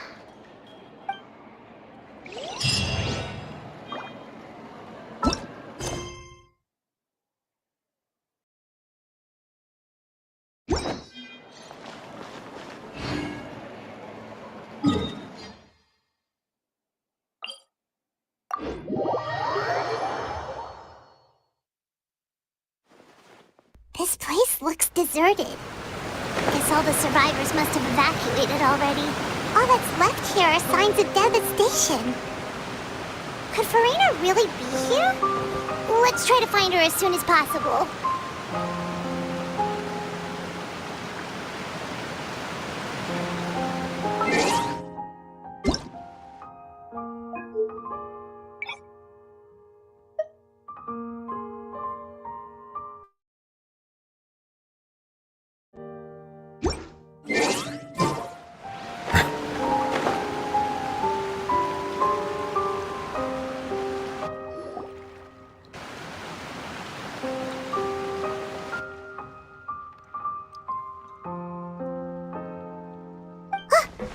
Furina, right over there! She really is here all on her own.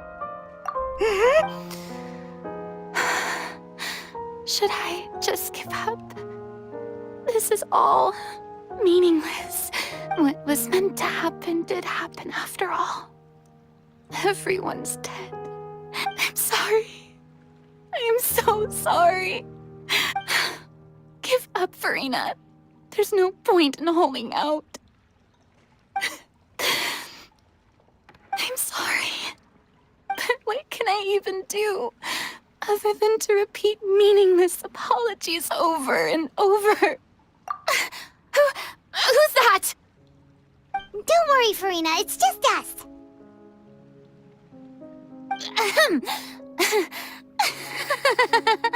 So it is you, blonde traveler from another land. Why, I almost thought you were someone from that mob of my ignorant subjects. Come to kneel and beg for my forgiveness. Furina, you were crying just now, weren't you? The tear stains on your face are obvious. What do you mean, tear stains? Oh, I remember. The show at the Opera House earlier this morning was so moving. I'm still trying to process it. Who did that uncivilized rabble think they were, disturbing my enjoyment of the arts? They even dare to tout their Archon. I must teach them a lesson. I can just imagine their twisted and frustrated faces once they realize that I'm nowhere to be found. Oh, and I'm sure Nouvellette and those people from the Maréchal Phantom are freaking out right next to them, too. Hey, there she is! The Hydro Archon's over there! Quick, after her! Furina, those people seem to be after you. They are? They're just some rabid fans who want to cut the line because they haven't been able to meet me in person, aren't they? That's against the rules. I can't let them get their way. Furina just ran off! Quick, we have to catch up with her!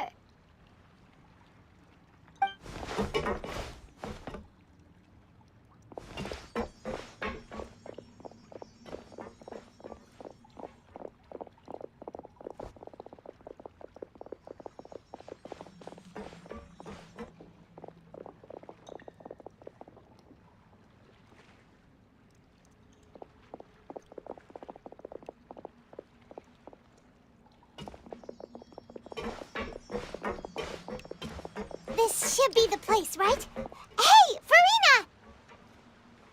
There's a good hiding spot over here. Quick, come to Paimon before the rest of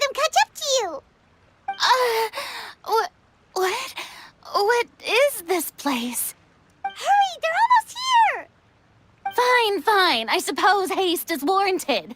Lead the way.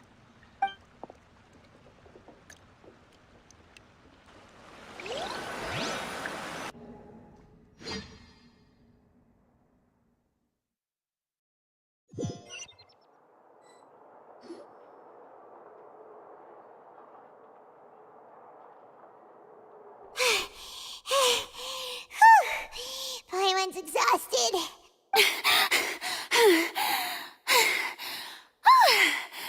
I'm so tired. I totally thought they had caught me. No, I mean, I merely gave in to the sheer enthusiasm they displayed.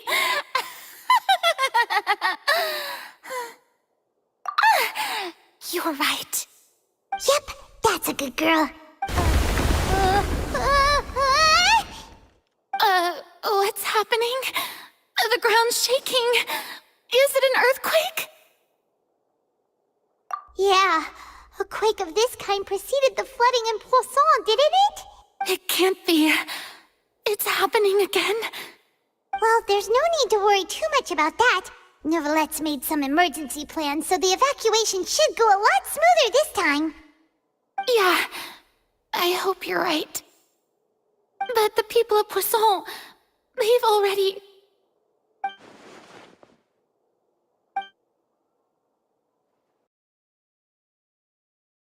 It's true. I've been investigating the prophecy for hundreds of years.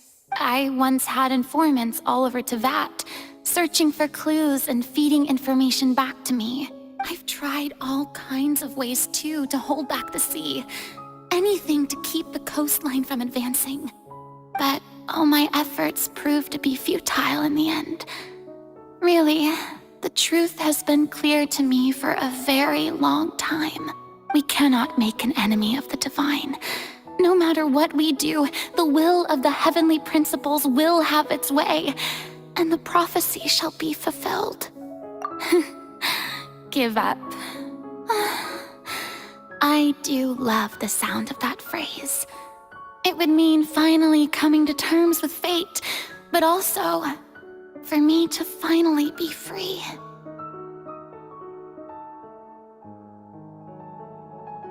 Indeed, I've thought about giving up so many times, especially after we almost lost Poisson.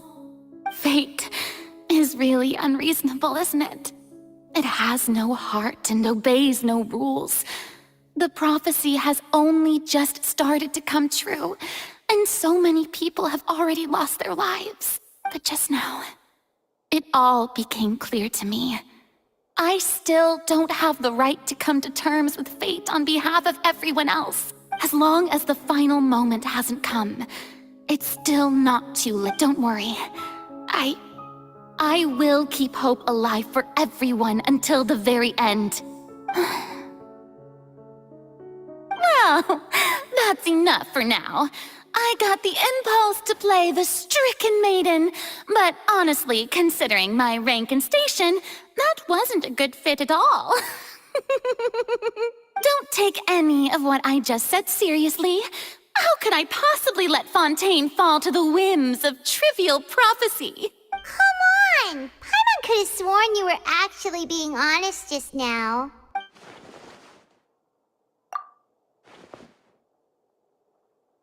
Share my burden. That's impossible. It was fated right from the start that this would be my duty alone. A witness. Yes, I've heard that you came to Teyvat from beyond the stars, yes. In other words, you never belonged here.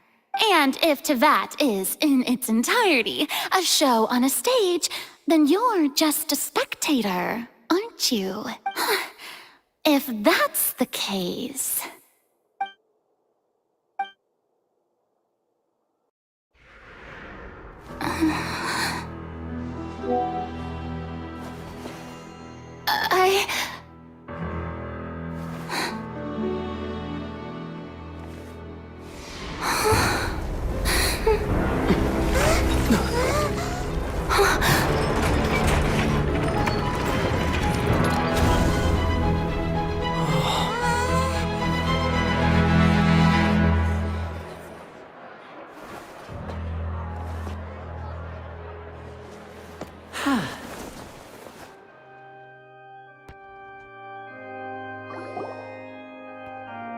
Ladies and gentlemen, this concludes my opening performance.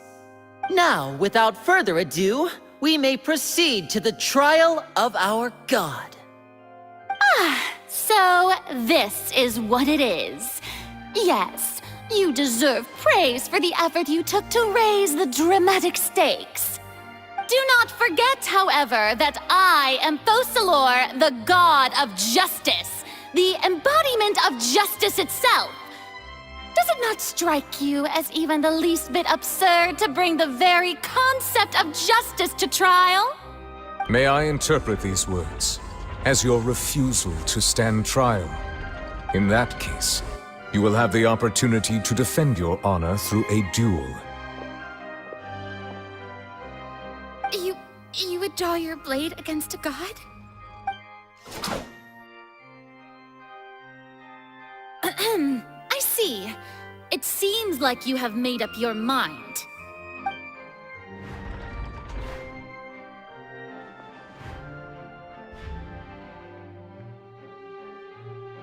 Paimon can't believe it. She just surrendered.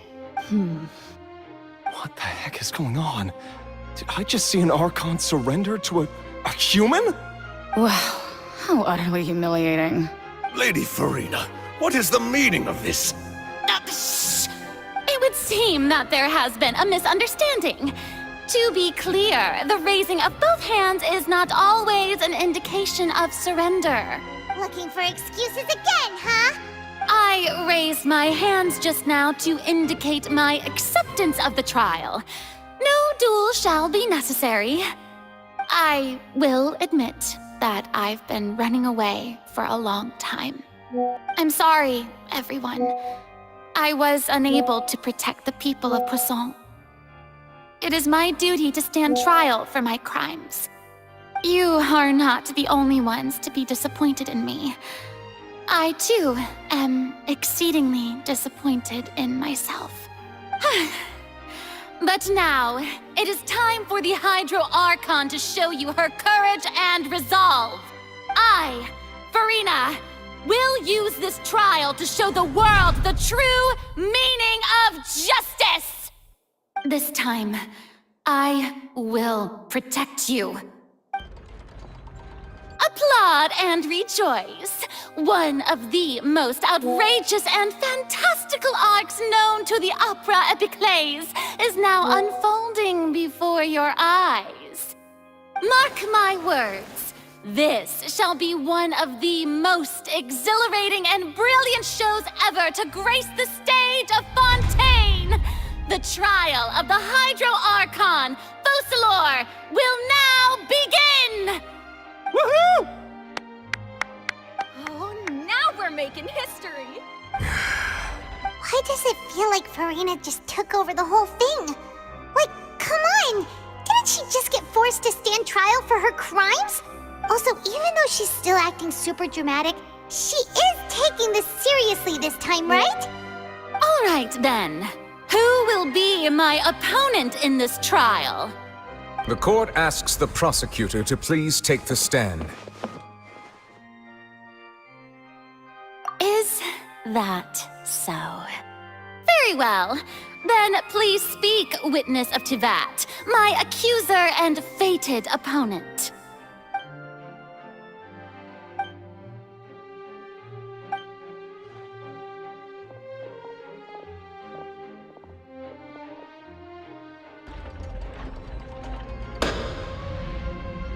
Also, please allow me to ask, as a final question before the trial begins.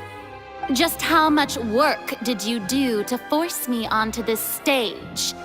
Well, we did do a lot of prep after the meeting that day.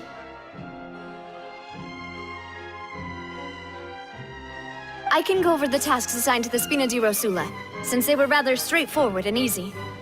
Navia, the president of the Spina di Rosula. Most of the people who participated in the disturbance this morning were my subordinates. They changed into plain clothes and came to the Opera House as regular audience members, waiting for the perfect opportunity to incite insurrection against you.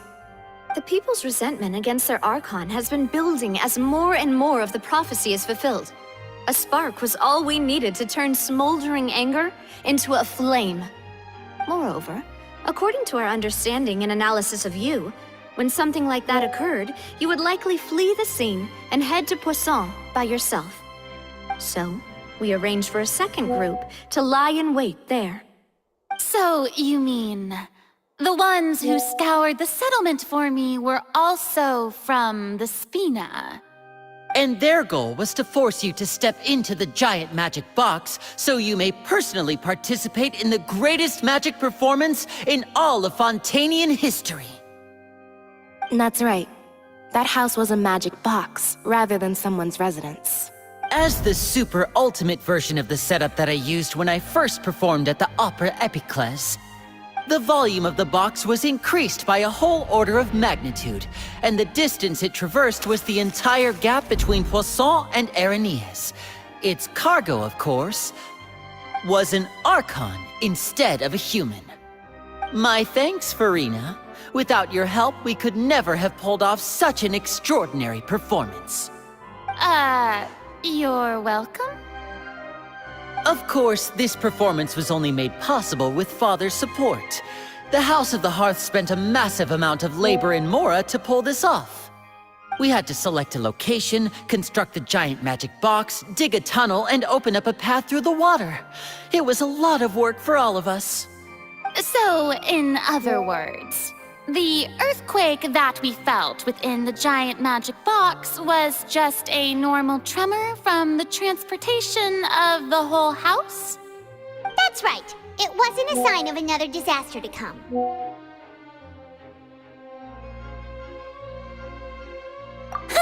Then, I can guess Nervilette and Cloran's parts.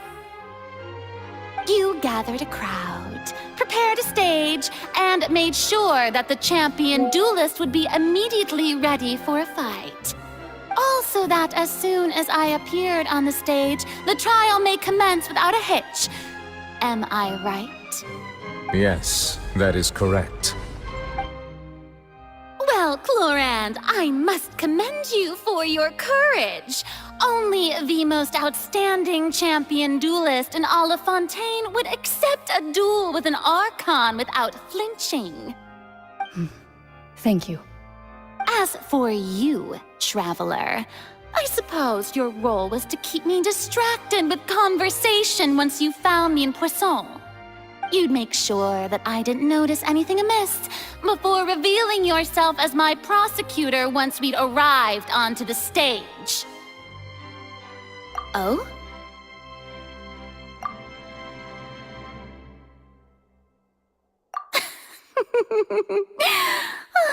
Is that so? Then I suppose I must have missed my final chance. It's fine. It matters not. What's done is done. The stage is already set, so there's no reason to disappoint the audience. Let's see this trial through to the very end.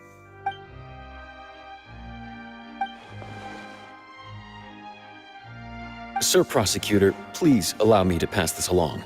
This is a document that Miss Charlotte applied for and received permission to share with you during the trial. According to her, it should speed up the proceedings. Huh? Charlotte wanted to give us something? Oh, so she's here too! Hey, Charlotte! Oh, let Paimon see. Isn't this the exclusive interview that she did with us before? So she's already finished it, huh? Wait, then that means this document is a perfect timeline of everything that's happened ever since we stepped foot in Fontaine! So in other words, we can refer to this anthology of evidence every time we want to use something from our journey as evidence for an argument. Let's quickly confirm the information in it. Just think of it as a refresher, alright? You defeated the Hydro Archon in the very first duel you took part in at the Opera House. That's one for the history books, all right. I didn't think that you'd wind up this is the first time Monsieur a Fatui Harbinger.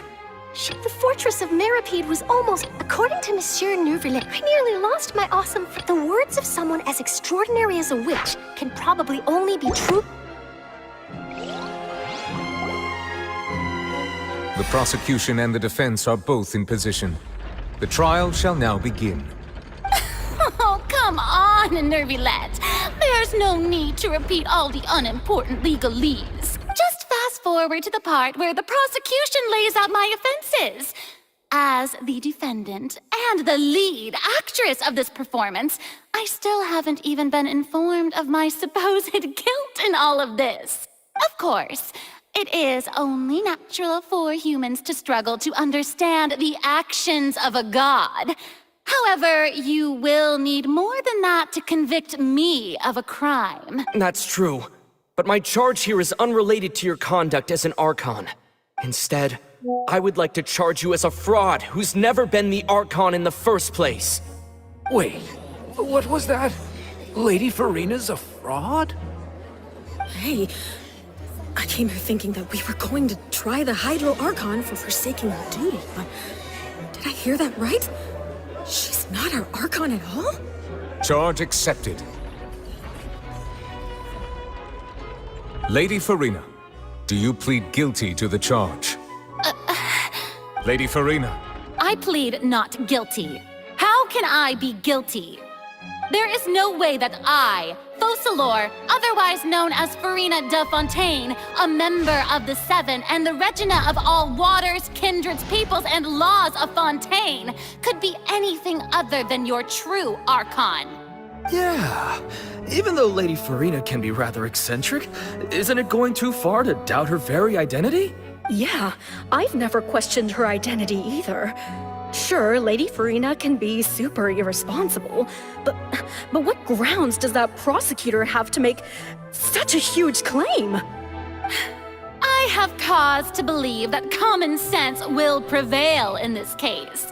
Many of the members of the audience have known me as the Hydro Archon ever since they were born. There would be no fooling their memory. See?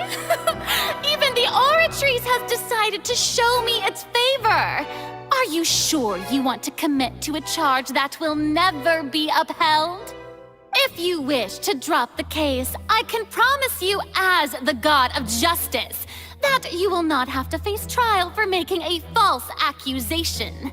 We will treat everything that's happened as a dramatic spectacle and move on with our lives.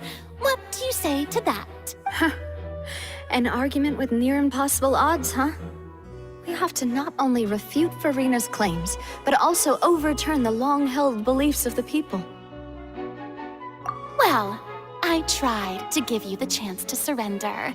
If you must persist, then let me ask. If you believe I'm not the Archon, then what manner of being do you think I am? And if I was not the Archon, then how did I manage to live for over 500 years?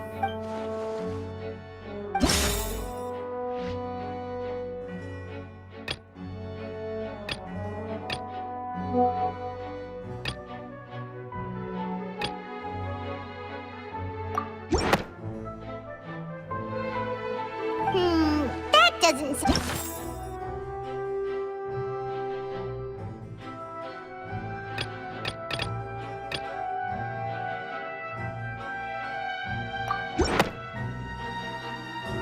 First of all, you may be a member of another long-lived race, which would allow you to naturally possess an extended lifespan. And second of all, even if that wasn't the case, there could be other ways to extend your life. Who gave you that idea? Was it the knave? You'd sink so low as to use a harbinger's words against me. A curse? I once thought it possible that the aura of an Archon might naturally resemble a type of curse. But in light of this claim, perhaps what I sensed was not your divinity, but a curse after all. You sensed it too, huh, Nervalet? Lady Farina is actually a human? Well, it is true that it's extremely difficult to tell humans and gods apart just by looking at them. It's not impossible.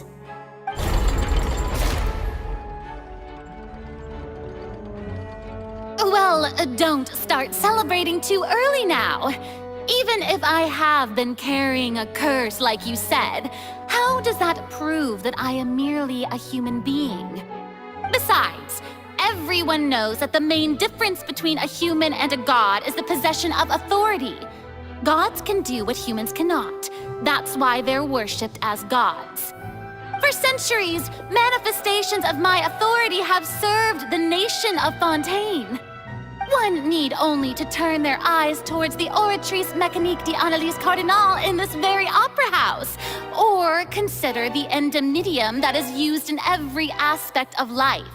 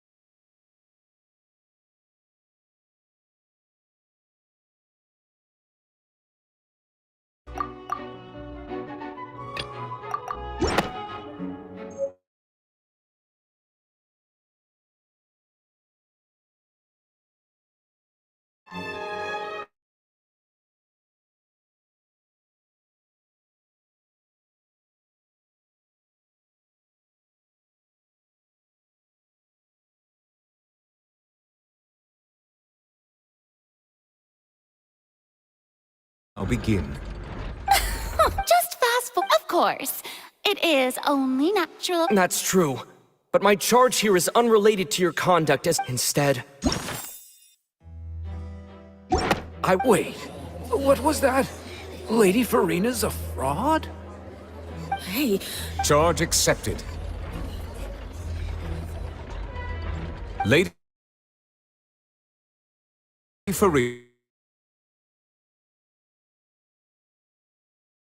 Fontaine, a member of the Seven, and the Regina of all waters, kindreds, peoples, and laws of Fontaine, could be any— Yeah. I have cause to believe that common sense will prevail in this case. Many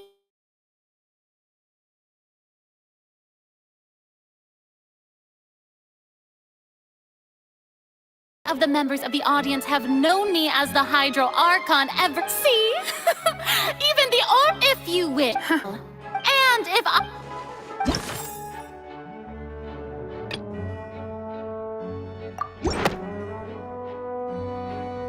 First of all, you... Who gave you that? A curse. But in light of this... You sensed it too, huh, Nervalet? Lady Farina. Well,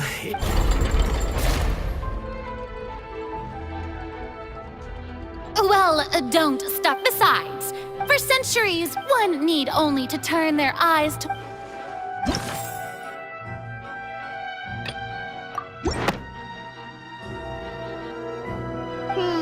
That doesn't... You tried to reference the Oratrice. But weren't you as confused as all the rest of us when the Oratrice declared Child to be guilty without any proof? Otherwise, you should have come up with a good explanation for that by now. Didn't I make myself clear at the time? The decisions of the gods are naturally difficult for humans to comprehend. There is no need to provide an explanation. Lady...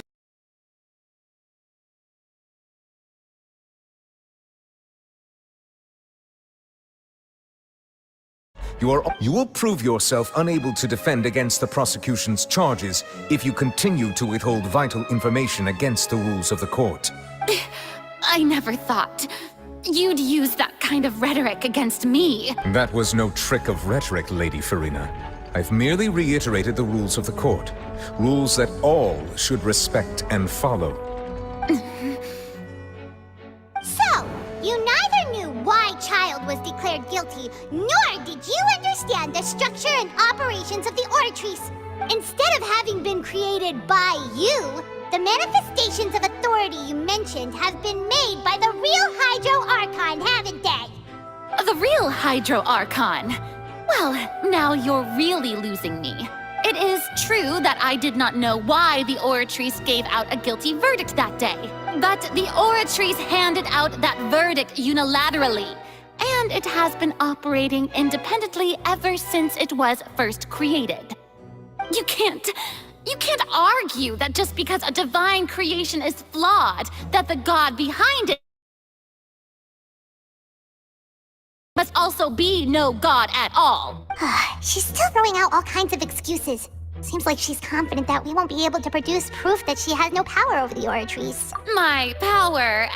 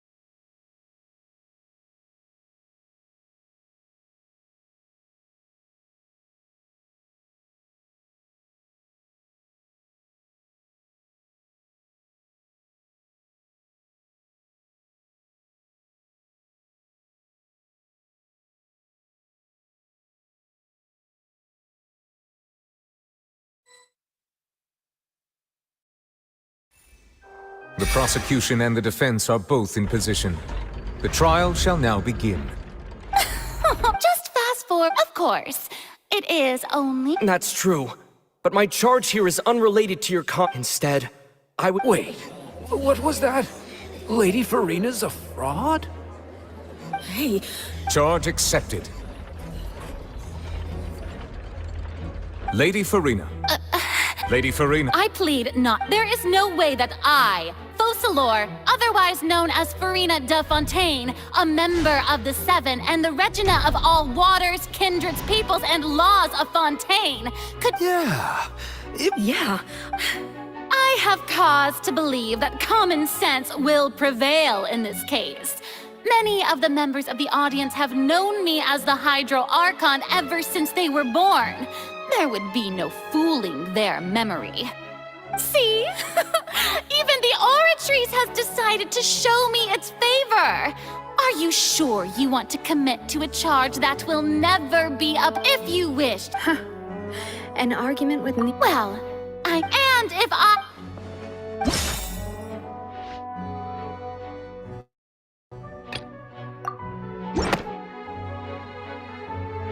First of all, you make— Who gave you— A curse.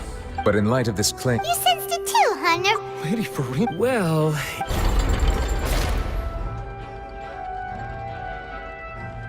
Well, don't stop. Besides, for centuries, one need only to turn their eyes towards the oratory.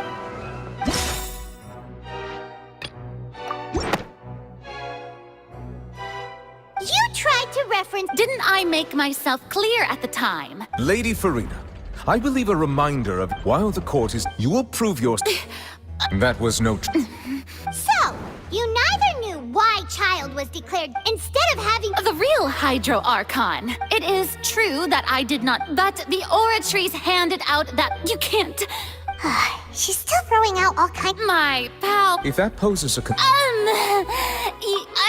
Aren't you the Hydro Archon? Or is it that you can't even wield the power of Hydro, much less the authority of a god? Indemnitium! Yes! It's all because of Indemnitium! All Archons derive their power from the faith of the people, and I've converted the people's faith in justice into Indemnitium! Thus did I give up all of my divine power to provide everyone with energy for their daily lives. Have you ever seen a more magnanimous god? Isn't that a huge stretch? Yeah, no matter how generous an Archon can be, how could they give up all their power? Can a god with no power even still be called a god? It seems like nobody's buying Furina's excuse. Hey, come now, everyone. Please don't stare at me as if I was a liar. I'm still the same Furina you knew. Right? The one that you loved. Shouldn't you want to believe in me? Please? You've got to believe me. If what the prosecutor said is true, she really has committed a grave offense. Did she deceive all of us? And all of our parents and grandparents too? And all of our ancestors? Ever since they were born? Enough. That's enough. Tell me then, if I'm not the real Hydro Archon, then who is? If you have no evidence of another Hydro Archon's existence, nor can you find anyone who can back up their claim to be such, then what grounds have you to say that I'm not actually the real deal? Wow, she came up with yet another argument. How can we refute her now? Seems like she really doesn't want to give up.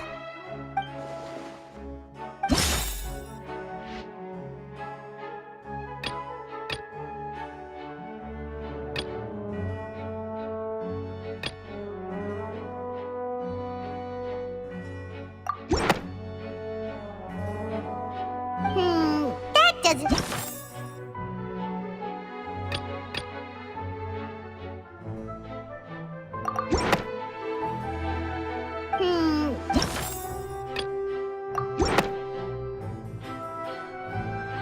It has been established that all Fontainians can dissolve in water from the primordial sea.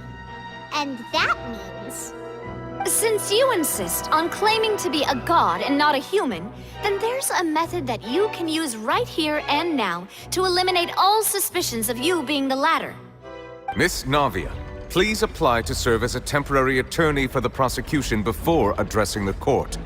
Though you act in partnership with the prosecutor, you must still adhere to proper procedure.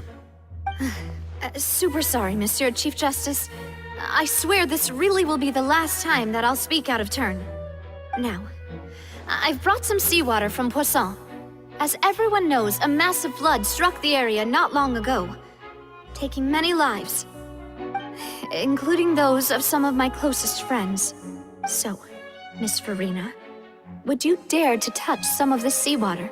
If we are to believe that you are indeed the real Hydro Archon, touching this seawater would have no effect on you.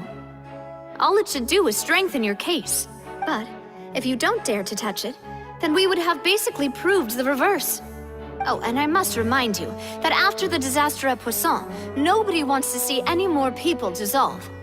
I do hope you'll act prudently and choose the simpler path of admitting guilt. Navia from the Spina di Rasula. The Spina has governed Poisson for many years. I guess her suggestion is valid. If Lady Furina is indeed just a human, she's probably Fontainian like all the rest of us. Would she really dare to try?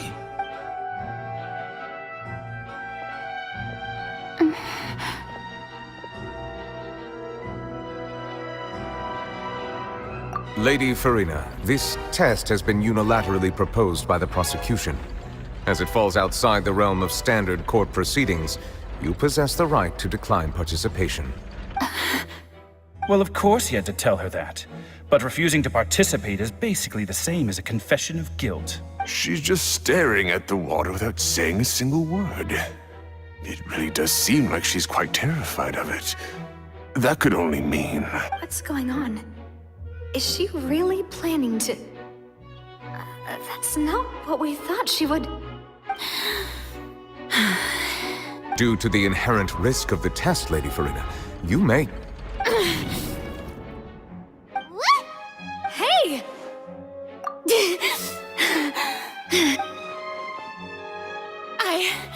I'm fine! Look at me, everyone! My hand is still here! I haven't been dissolved! Will you believe me now? I really am your Archon! I'm nothing like a normal human who would fall apart apart as soon as they touch this water. Really? Was this not the most obvious thing in the world? Miss Siegewin? If you are present, Miss Siegewin, please come forward and attend to the defendant. Siegewin? Don't be nervous. It'll just take a few seconds. That should be enough. Please announce the results of your evaluation to the court, Miss Siegewin. As everyone doubtlessly saw, Miss Farina was displaying symptoms of hyperventilation and flushed skin. These indicate that she was experiencing the adverse effects of exposure to primordial seawater.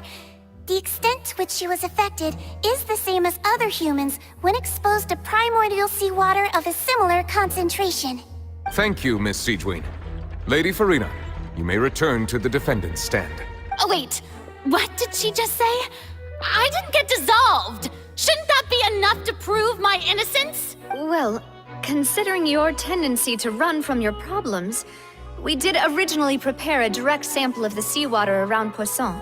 However, after extensive discussion, we exchanged it for a sample that is not concentrated enough to dissolve an actual human. After all, on the off chance that something entirely unexpected might occur, we don't want anyone else to lose their life to the sea. Yeah, so out of regard for Farina's life, you secured a low-concentration sample and asked the head nurse to serve as an expert witness. It's a great thing that the direct sample wasn't actually used. Farina could have... I can't believe... You...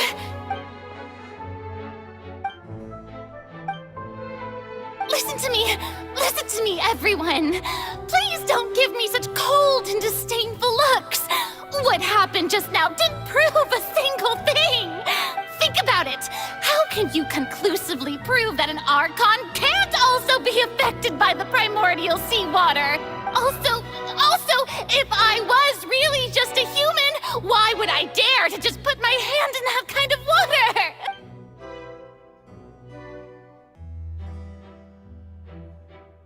Please, anyone, just listen to me! I swear, I really am your Archon!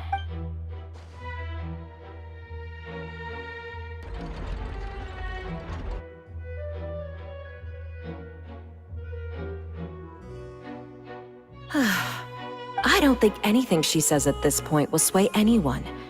The odds are just too stacked against her now. With all the things that have been said, Paimon doesn't think there's any way left for Farina to win. I believe the time for arguments and presentation of evidence has come to an end. If there are no objections, we will move on to the final judgment.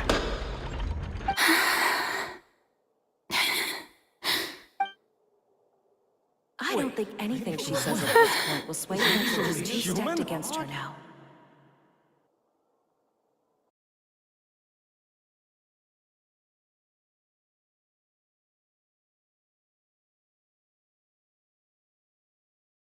In my capacity as Chief Justice, I shall now render judgment on Farina's misrepresentation of herself as the Archon of Fontaine.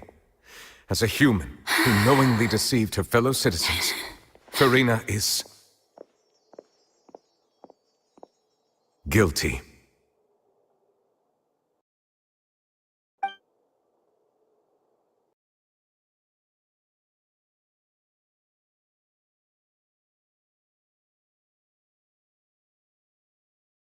We shall now turn to the Oratrice Mécanique d'Analyse Cardinale to render the final verdict on the charges.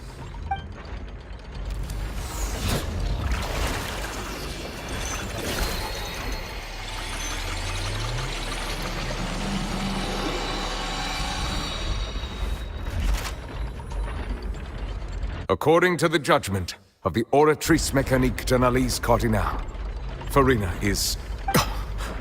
Well, what's wrong? What's the Oratrice's verdict? No, the Oratrice also displays a guilty verdict. Isn't that correct then? However, the exact wording of the verdict is thus: the Hydro Archon, guilty to be punished via the death sentence. The death sentence? That's actually one of the available sentences? I've always thought that it was just a myth. The one and only time the death sentence has been handed out at the court, and it's been given to the very person we've worshipped as the god of justice? What an unexpected twist. Furina's been sentenced to death by the Oratrice? We just wanted to use the trial to show her the seriousness of things so she'd tell us the truth. How did things escalate this quickly? This outcome is indeed quite strange. According to Fontaine's current definitions of justice, as well as its recommendations for criminal sentences, is this sentence really appropriate for the crimes that have been committed? Yeah! Even Vacher wasn't sentenced to death by the Oratrice. You know, the real evil mastermind behind the serial disappearances case. Indeed. Not only is Furina's sentence overly excessive, the very point of our trial today was also to prove that Furina has never been the Hydro Archon in the first place. But now, the Oratrice seems to have deliberately invoked the title of the Hydro Archon. What does this mean?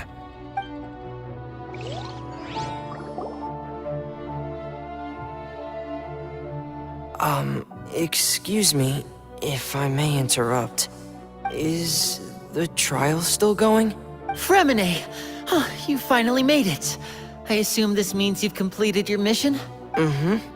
Any mission Father assigns to me will always be top priority.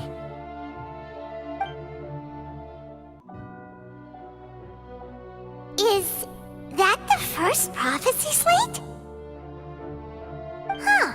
So the knave privately arranged for Fremine to try and find the missing slate. I looked everywhere and finally found it at the bottom of the sea. It took me a long time to get around some dangerous stretches of water. But has the trial already concluded? Then doesn't that mean I've come too late? Oh no. Father will be disappointed in me. Thank you for your hard work, Mr. Fremine.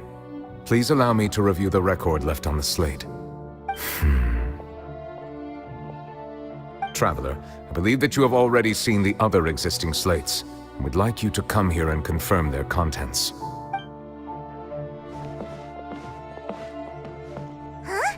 So what do you see? What is it? I believe I've now made sense of the Hydro Archon's crime. It has to do with Fontaine's lost history. Huh? Isn't the Hydro Archon just guilty of deceiving her people? Oh, wait, no, that's Furina, and we've already proven that she's not the Hydro Archon.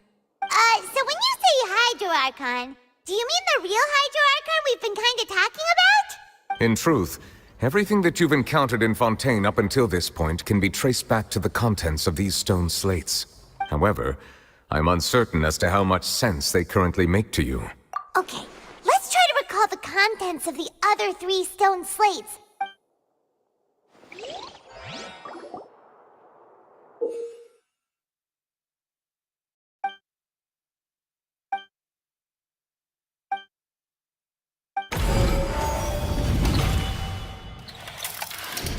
The first stone slate describes what you just said. It seems to show. Does that mean that Fontaine? The second stone slate shows Celestia floating in the sky, and the Hydro Archon and her. This must be the point when the The third slate shows the Hydro Archon sinking into the sea, surrounded by many people. Huh. That reminds. Well, the fourth slate is the prophecy the Fontainians have been talking about. We didn't believe that such a crazy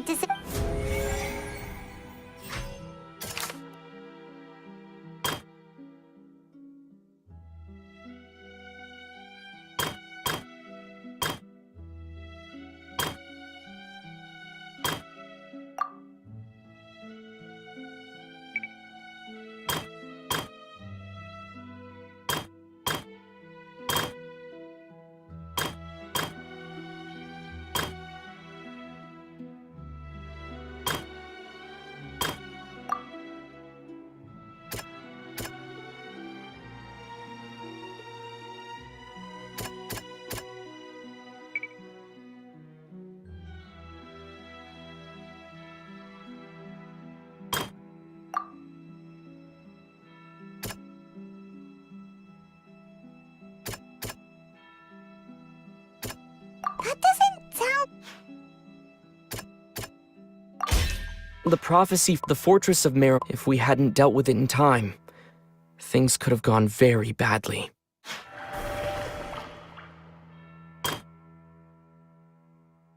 That doesn't... It's not as simple. When Navia, the stone slates show the people gathered around the Hydro...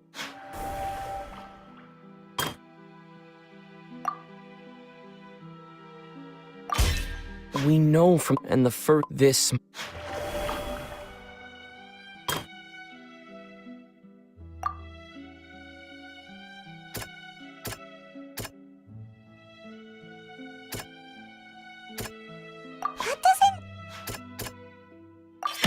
Perhaps what is the true sin of the Hydro Archon that Nervalet mentioned, and the... They'll dissolve into the primordial sea but won't cease to exist. Their essence will flow in the seawater, converge, and take the form of an oceanid. The Hydro Archon was sentenced to death in court, shocking everyone present. Perhaps this means that her sin was actually Fontaine's original sin. Navia fell into the water inside those ruins, and she nearly dissolved. She was surrounded by the people of Poisson in a court within her consciousness, and was forced to take part in a trial meant to make her stay. The eruption of the primordial sea at the fortress of Meripede was the surest sign that the prophecy was about to come to pass no matter what. The prophecy's contents can all be verified by recent events. If we combine what we know together, loads of truth should come to light.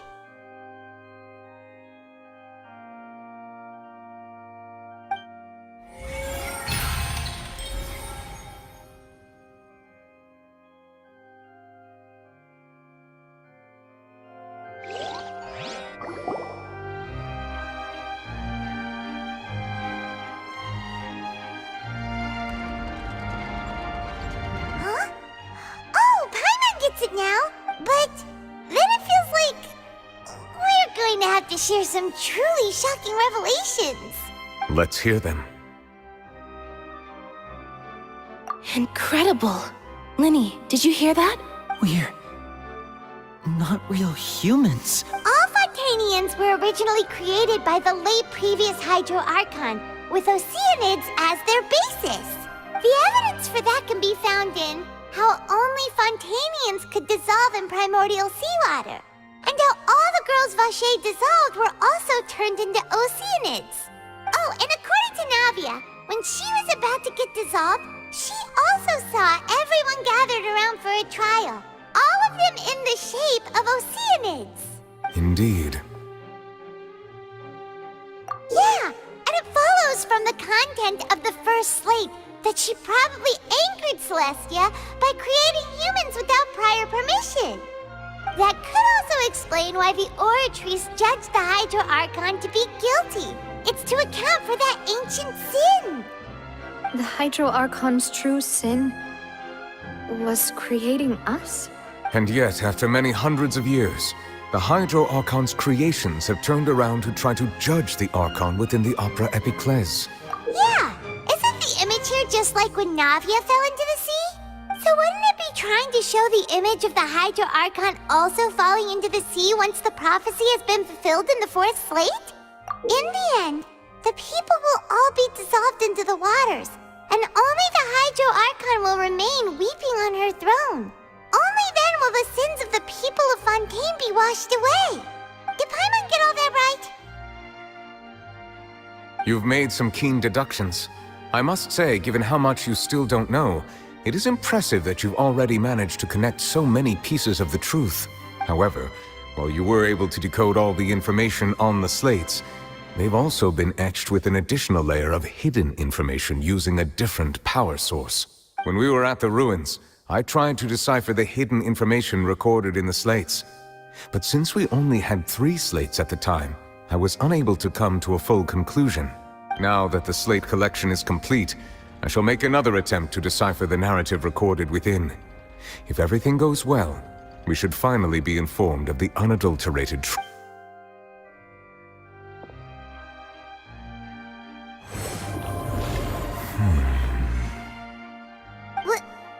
Well?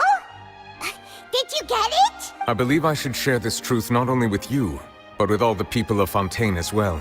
Your hypotheses regarding the origin of Fontainians and the sin of the Hydro Archon were both correct. In the Fontaine of old, the previous Hydro Archon sensed the yearning of her Oceanid familiars for life on land. The Oceanids were enamored with the beauty and romanticism of human beings, and wishing to have those experiences for themselves, expressed to the Hydro Archon their desire to become of a similar kind. However, even though water as an element is intricately linked with the power of life, the Hydro Archon, as one of the seven, did not possess the authority to create a new form of human life.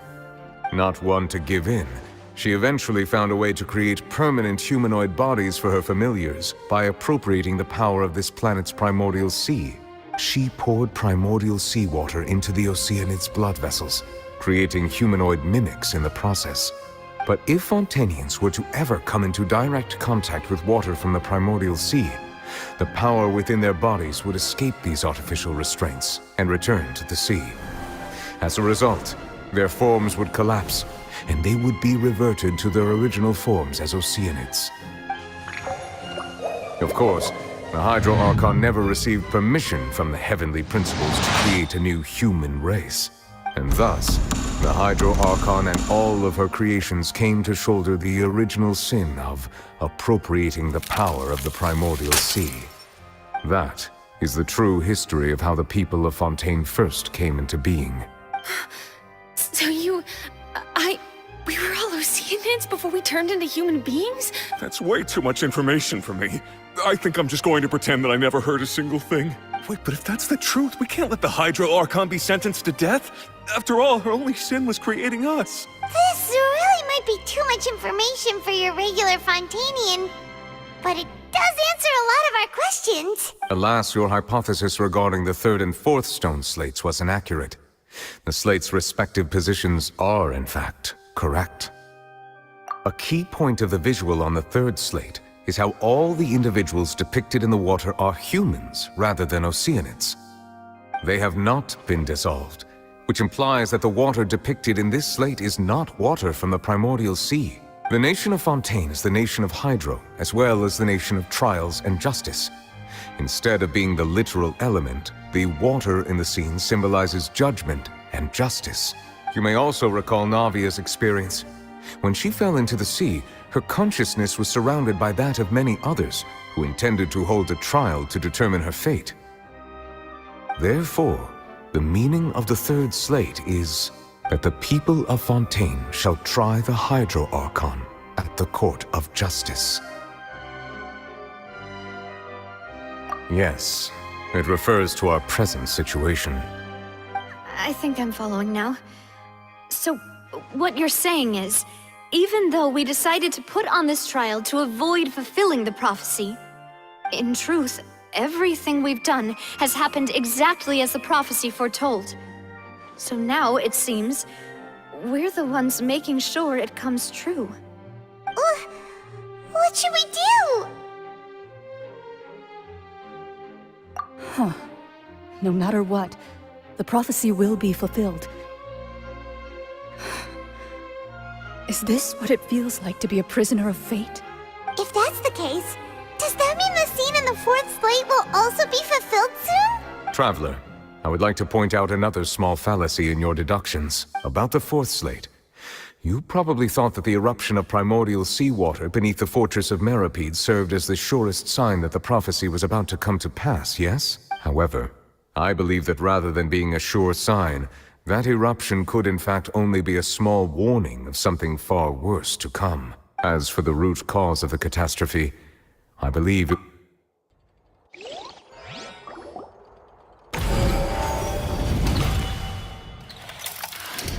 this eruption was just a small warning of the things to come. We must find the root cause.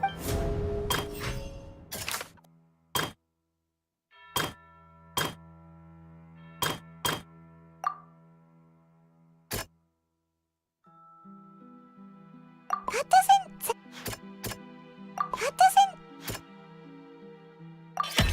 It was both true.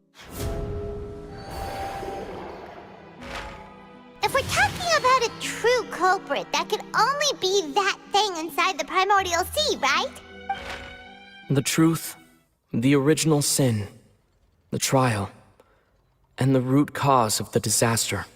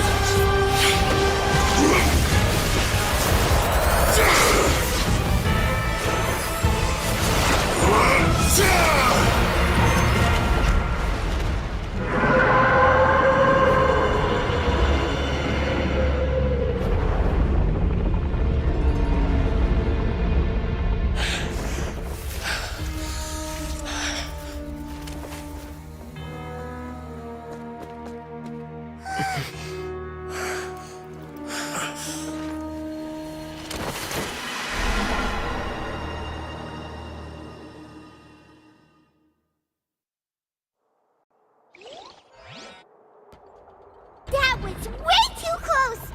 How did that thing just burst into the Opera House? Wait, was that the huge whale you saw in your dream? So we've met it at last. I understand very well why it has chosen to make an appearance here. That whale does not belong to Teyvat. It is a monster that has traversed the stars, weeping all the while. It has been greedily consuming the energy from the planet's primordial sea, using it to grow. That is the main cause for the rising sea levels. And once it has finished consuming all of the energy contained within the sea, its next step will be... You said that when the Hydro Archon first created Fontainians out of Oceanids, she filled their blood vessels with primordial seawater. Precisely. That whale finds the blood of Fontainians nigh impossible to resist. Therefore, when it left the primordial sea, it decided to make its next stop a packed opera house full of food. Food in the form of Fontainians. We just barely managed to push it back, right? In that case, won't it come back to target the people again, once it's managed to recover its strength? That is correct. Indeed, it is more accurate to say that we should thank that Harbinger for buying us some time. Without him, the whale would have likely come onto land far sooner. From the way he looked, he must have been fighting the creature for quite a long time. That battle maniac. We've always known that he had a special connection with that whale, but we definitely didn't expect it to help us out like this. Anyway, now that we know that this whale is the actual cause of the disaster recorded in the prophecy, all we need to do to stop the prophecy would be to find a way to beat it up, right? It is too late. It had already absorbed too much of the primordial sea's energy before we could notice it. At this point, it has become practically integrated with the sea itself. Even if the entirety of Teyvat were to be destroyed, it could still survive and swim off towards some other world. That's not something I will accept. We've already done everything we can, and we even found the true culprit. We've come so far. You can't just tell me that the last hurdle is some impossible foe. That's just not fair. Indeed. That's not how a grand performance should end. I'll fight it to the end. No matter what. So the prophecy will be fulfilled no matter what, huh?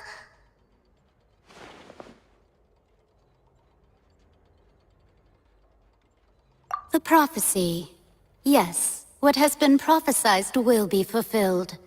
You may view such things as the history of the future.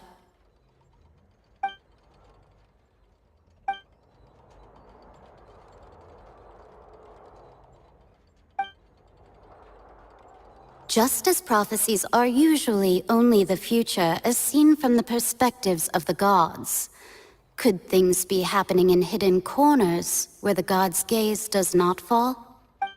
Ultimately, fate shall serve as your only guide, no matter what will happen in Tevat's future.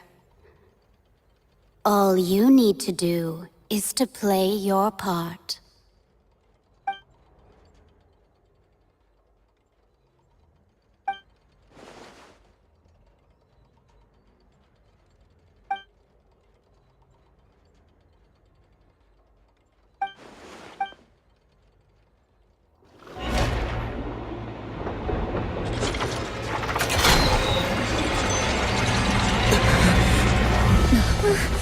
What's happening with the oratories? I believe it is preparing to carry out the death sentence.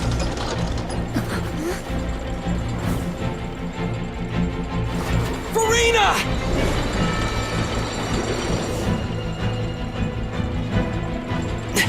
No, I still need answers.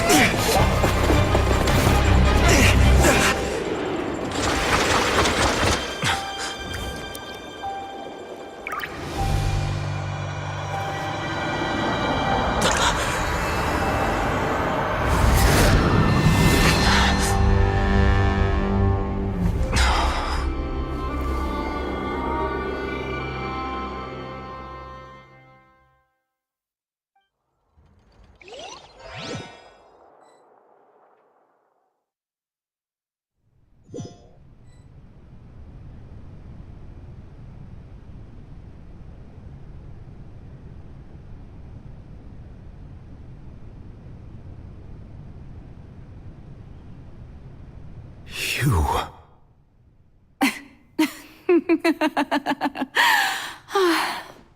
Sorry. That shocked expression on your face is just too amusing. I couldn't help myself. You are not Furina. Who are you? The sweet sound of bewilderment. Marvelous. A sure sign that my attempt to deceive everyone was a resounding success. But to answer your question, I am Focalors. You know, the god. Focalors? Why did you deceive us? Oh, that wasn't my goal, of course. Goodness, no. But I had to fool everyone else too, if I was to stand any chance of deceiving the heavenly principles. Deceiving the heavenly principles? It's all because of that pernicious prophecy. Dreadful, wasn't it? Everyone doomed to dissolve. Fontaine condemned to be flooded. One was not amused. In fact, one was positively bemused when that problem was thrust upon me by my dearest predecessor. That's the former Hydro Archon Egeria, for the uninitiated. It hardly gets more disastrous than a preordained national catastrophe, now does it? She knew full well that the prophecy would surely come to pass. And as one of the seven, she also knew full well that one defies the heavenly principles at one's peril. So yes, as you have no doubt surmised, it was a rather impossible situation that I found myself in. I spent a terribly long time mulling it over, alone on the ocean floor. And I was almost growing barnacles by the time I finally realized there was only one possible solution to this confounding conundrum.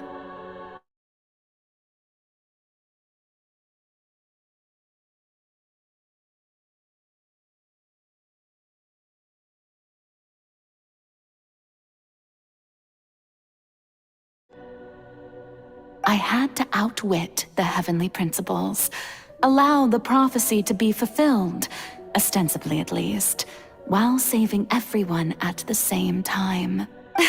I'm a genius, I know. I can only assume that's why Egeria chose me as her successor. Although, looking back now, it was hardly the inheritance one dreams of. Between the task of saving the nation, the quotidian duties of the Hydro Archon, and not to mention the original sin of creating a new race of humans, I dare say she left me quite a colossal mess to clean up. But one can only play the hand one is dealt. I did not choose this, any more than I chose to be one of her Oceanid familiars. So you were also once one of the Oceanids, transformed into a human by Egeria's hand? Yes, I was.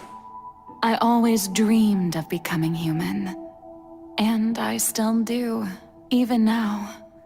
In my eyes, to be human is to be part of the greatest opera ever known. After becoming a god, I separated my divinity from my body and spirit, leaving behind only a self that was as naive and bewildered as my past self.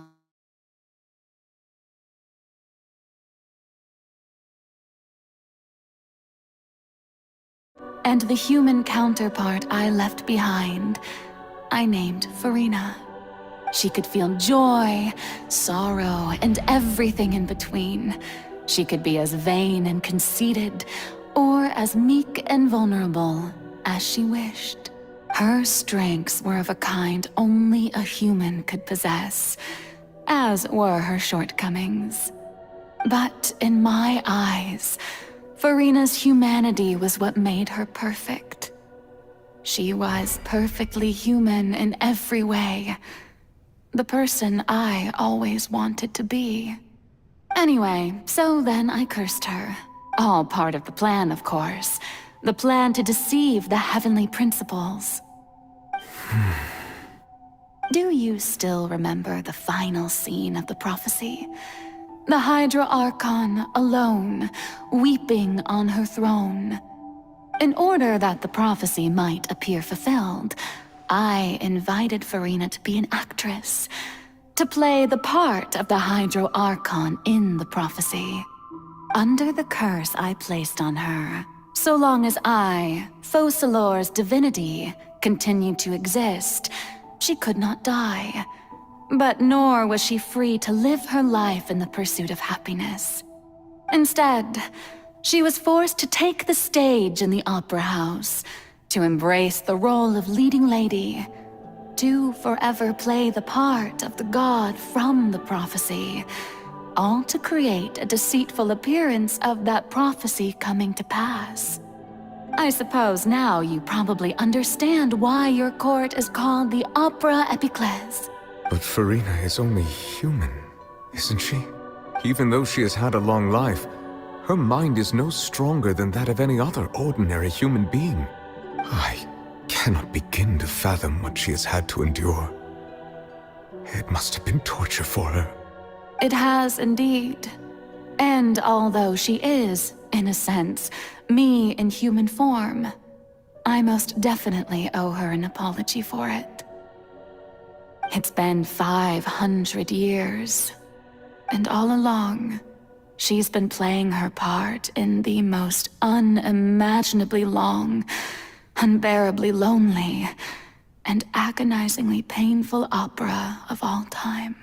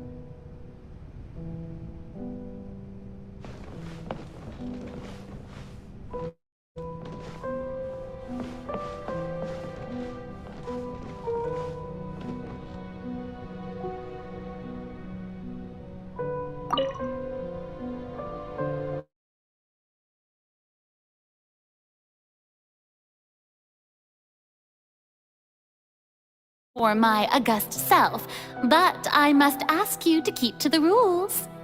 All right. It is not my intent to reprimand you. There is no need to state your name. Just be off with you. Do not distract me from my performance. Oh, do not jest. Can you not feel it?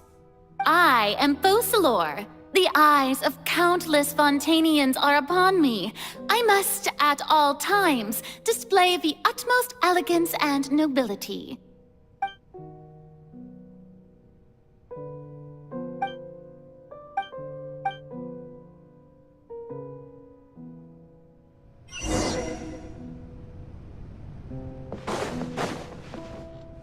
Dear audience, the performance is experiencing a technical difficulty, but worry not. The guards shall resolve it soon.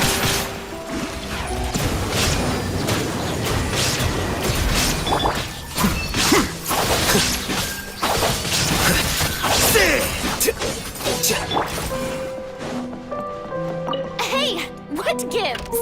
The audience is still watching me, you know. Guards! Where are the guards? Guards!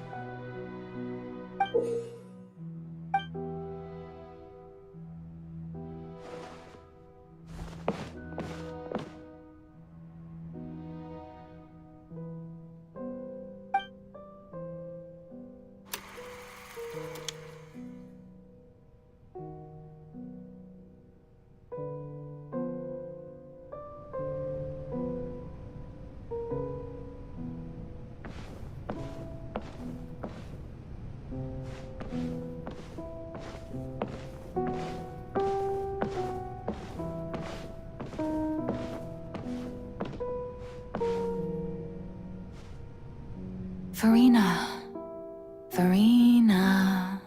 Huh? Who's that? Who's calling me? Where are you? Be not nervous. Be not afraid. I am before you. Wait a moment. You're near me? How can this be? Mirror you, huh? You know what?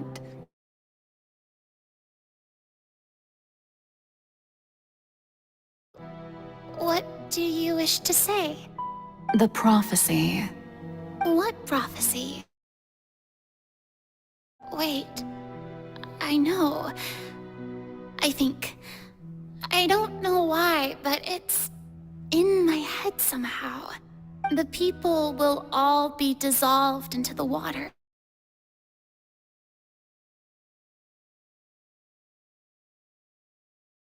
Only... Oh, very good. You know it well. What's going...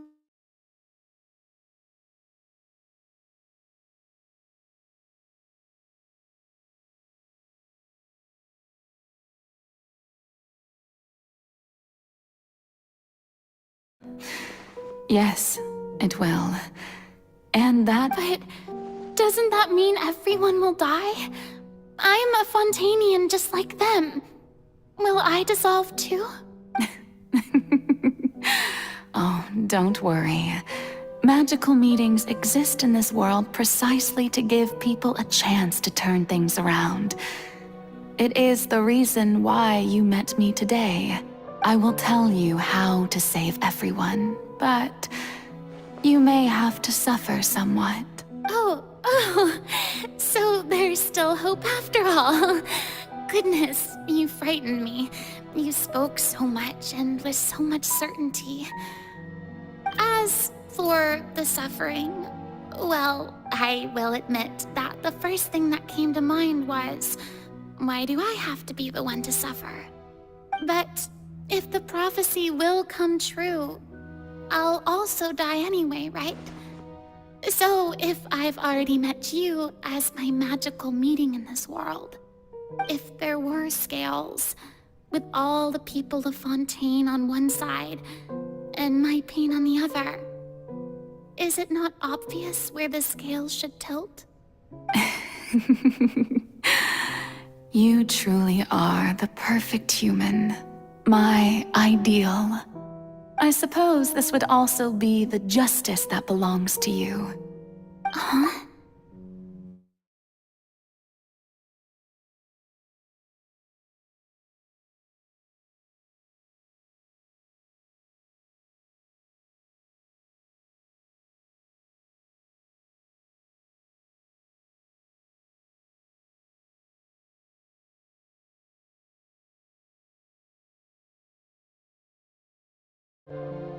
Don't worry, it's nothing. Listen well. Fontaine has just lost its Hydro Archon. I need you to play a role. That of the new Archon. Play as a god? That's right. You must begin a never-ending masquerade. You must never let anyone suspect your identity. If you can keep it up, then I shall have my way of defying this prophecy. But should your identity be revealed, then all hope will be lost. But how will I do this? A human assuming the role of a god without being exposed? Don't worry. What you must do is not to turn yourself into a real god. You simply need to play the role of a god as humans imagine them to be. Being a human yourself, I'm sure you already know what such an entity would be like.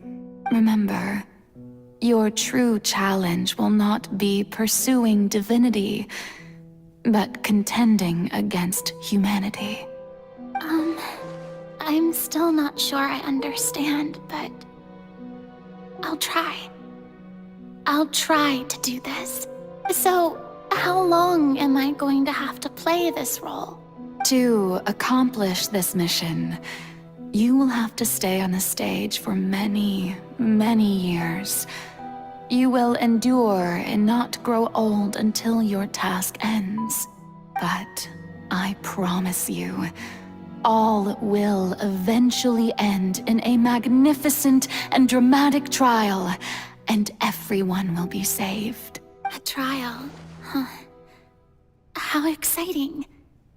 I'll be looking forward to it.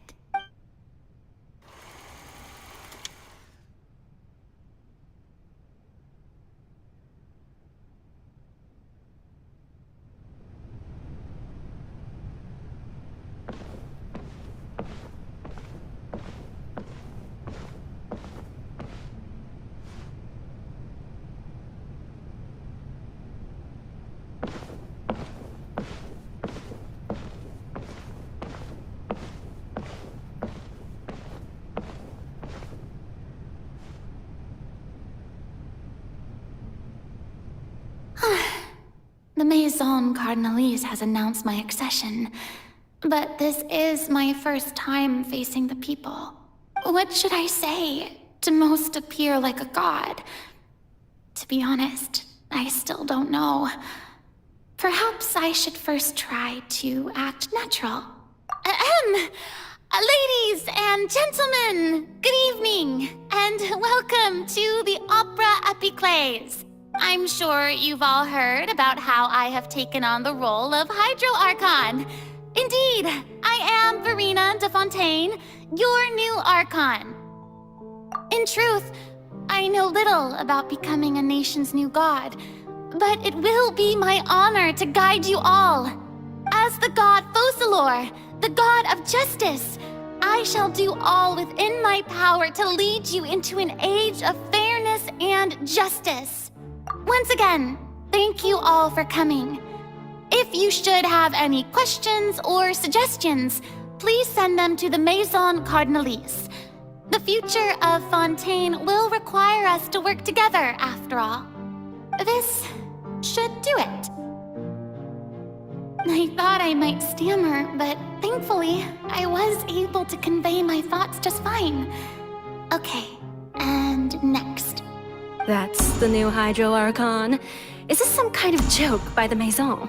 I would have thought that a being that surpasses humanity would be a bit more assertive. Hey, did you hear that? She even told us to send her suggestions there at the end. Shouldn't gods be all-powerful? She's being so modest. What's the difference between her and an ordinary person, then? If you ask me, perhaps the succession didn't actually happen. She might just be a Maison-backed puppet. Wait, what's going on? Why is everyone suspecting me of being a fake? Oh, this is bad.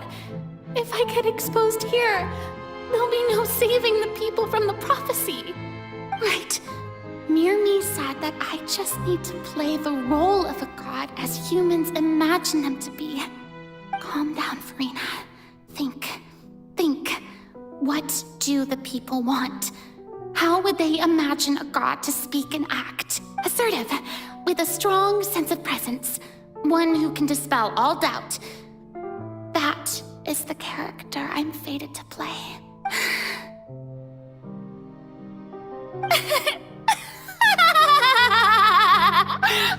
Oh, very good, my people. Only ones such as you are deserving of my rule. Now, I was wondering if some weak puppet were to one day come onto the stage and claim ownership of this opera house, would the children of Fontaine follow them? Well, it seems that you would all see right through them. Having passed my test, you are qualified to witness wondrous trials alongside my august self, here in this opera house. You may consider my previous act a door gift of sorts. I thought it was a debut that suited the atmosphere. Now then, let us be reintroduced. Ah, so that was just a performance. How could I have forgotten that we were inside an opera house? Her personality. It's quite shocking, to be honest, but I suppose it's a better look than before. Such a fascinating and bold deity. How wonderful! Our future may yet be bright after all. It seems I've turned them around. Best follow this flow and restart my accession speech. My dear people, whether you acknowledge me or not, whether you trust me or nay, I say to you, keep faith in your ardor for justice. We have heard it said that this nation's sins can no longer be washed away. Well, I say that justice is most fragrant when it blooms amid sin. The scales of justice should not weigh heavy in the hands of its God. On one side, it must carry fairness and justice. And on the other, praise and applause. May law be the prayer on our lips. May judgment be our worship. Let us light the fires and drink to the future of Fontaine. There is no trouble in this world that justice cannot solve. All that is needed is for you, my people, to believe in it, heart and soul. So long as I, the Archon Focalors, stand within the Opera Epiclese, so long as I stand before the Oratrice, I shall even judge the gods of this world!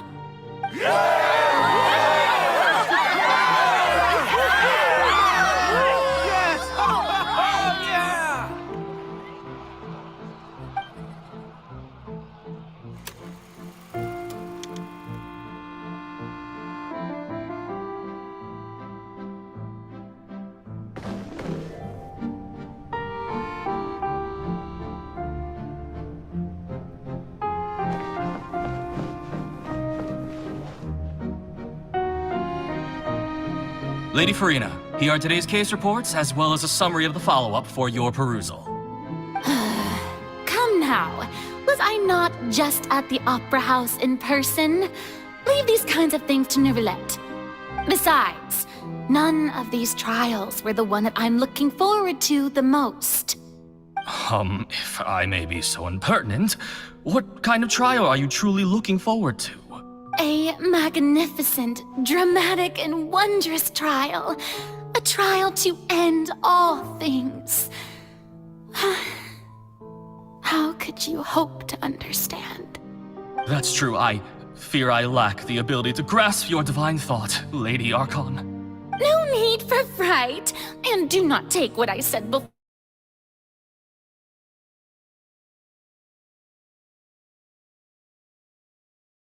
It will come one day.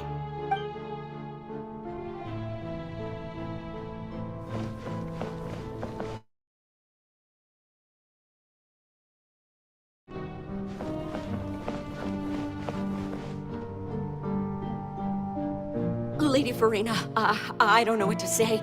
Thank you for agreeing to see me. No need to thank me. Or rather, thank your own sense of perseverance instead. Long have you stood in line to meet me, have you not? Oh, I'm afraid that's just an inevitable consequence of my divine charm. All right, Deuteria, is it? How is your son's illness? You remembered me, and you knew of my family, too. He is doing much better now. In fact, he is far more of an ardent believer than I. He was the one who forced me to seek an audience with you, and to bring your words back to me. Oh, good. Very good. If this should happen again in the future, please do not hesitate to come and tell me. Going down to citizens' homes every so often, while not usual practice, should serve as a fine change of pace. You're such a gentle and wise god. Thank you once again, on behalf of my son.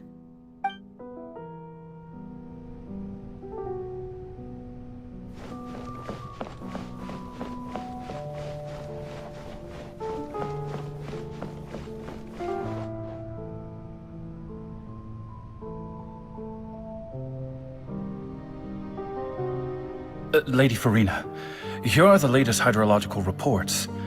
As for the specific parameters you asked to take note of, I'm afraid things still don't look good. I see. It's as I thought, then. As your god, I did already expect this, but I wanted to see how far your human wisdom would allow you to analyze it. All manner of signs indicate that the prophecy will still come to pass. Forget it. That's not something you need to worry about right now. Well, as I understand it, the Fontaine Research Institute is also trying to find a way to counter the rising water levels. Really? Have they found anything? I'm afraid that they haven't found any effective solution thus far. Oh, is that so? Well, no wonder. This issue has reached the realm of the gods, after all. Still, their spirit is praiseworthy.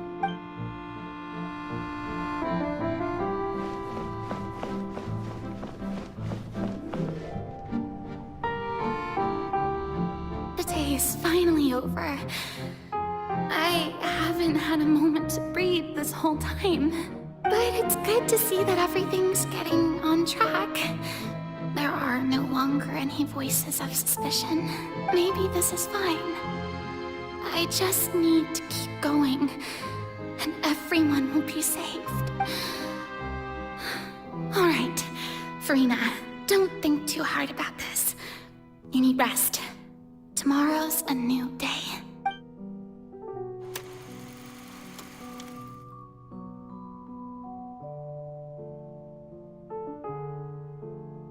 Lady Farina, here are the new trial reports for the latest cases, as well as a summary of the follow-up.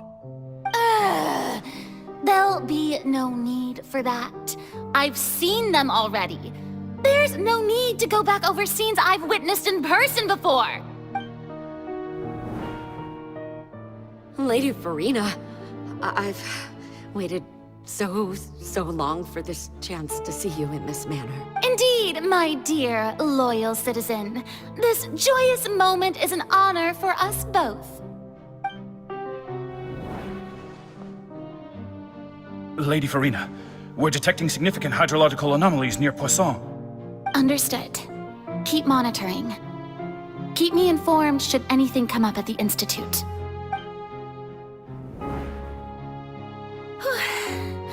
I don't think I let anything slip today. I must show the people that there is nothing to worry about. I just don't know when these days will end. I feel utterly exhausted. Best to rest early today, too.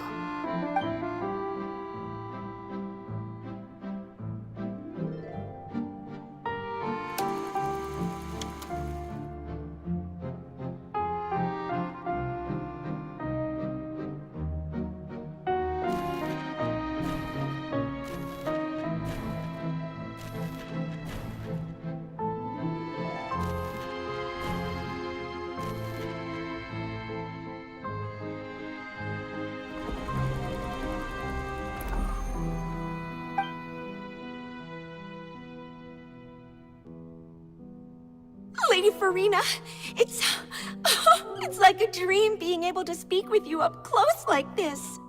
I've heard that the first member of our family who was honored to receive an audience with you was Madame Dioteria, almost 20 generations ago. And what a fine family yours is indeed. It brings me great joy to meet such a faithful believer, a descendant of a line most ardent. Surely you exaggerate, Lady Farina. My lady? What is it, good citizen? Are you crying? Oh, really now? I didn't even notice. This must be the overflow of hydro from my person. Well, can't quite help being the god whose dominion is the waters, can I? No wonder. No wonder. A manifestation of your power, then. Oh, Archon, I am honored to have witnessed it. Honored indeed.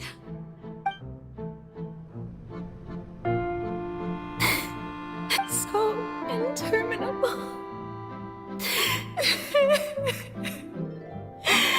So lonely. Just how much longer? Hundreds of years must have passed by now. Perhaps the show must go on for hundreds more. I never imagined that it would hurt so much. Have I reached my limit? No. Perhaps I reached it long ago. Today I didn't even notice my own tears. I want to tell someone, anyone, about this. But would that not destroy all I've done so far? I've conducted so many investigations across the centuries, but there's not even a sliver of hope that we might break the prophecy. All I can do is keep heart. I must maintain this act. It is the only way to save Fontaine. Please, mirror me. You have to succeed.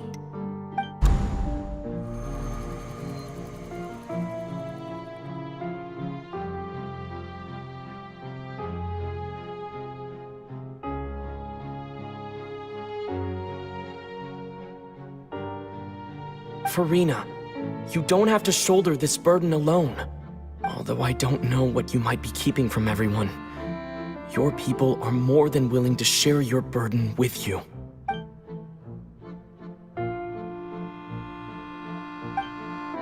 Share, that's impossible.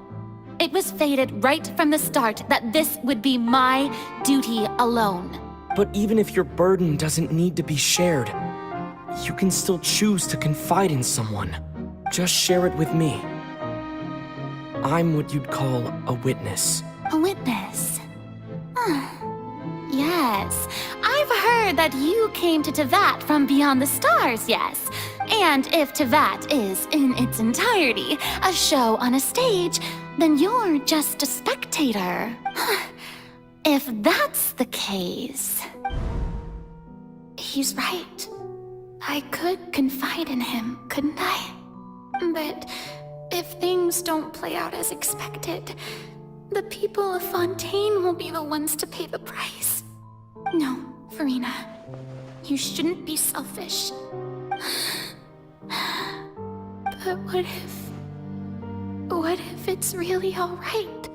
Furina, you've worked so hard for so long. Surely it would be okay to put yourself first for once. Just this once. Is it such an outrageous thing to do anyway? To find someone in whom you can confide your frustrations and sorrows? Surely it could not hurt. If you let this opportunity slip through your fingers, it might never come by again. Think about it long and hard.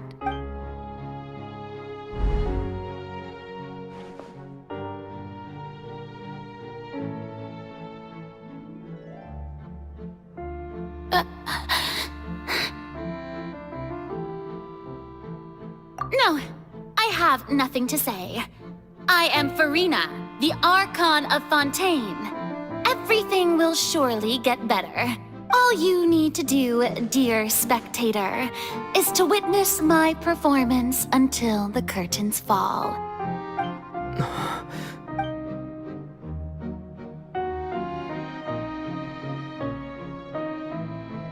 Fine.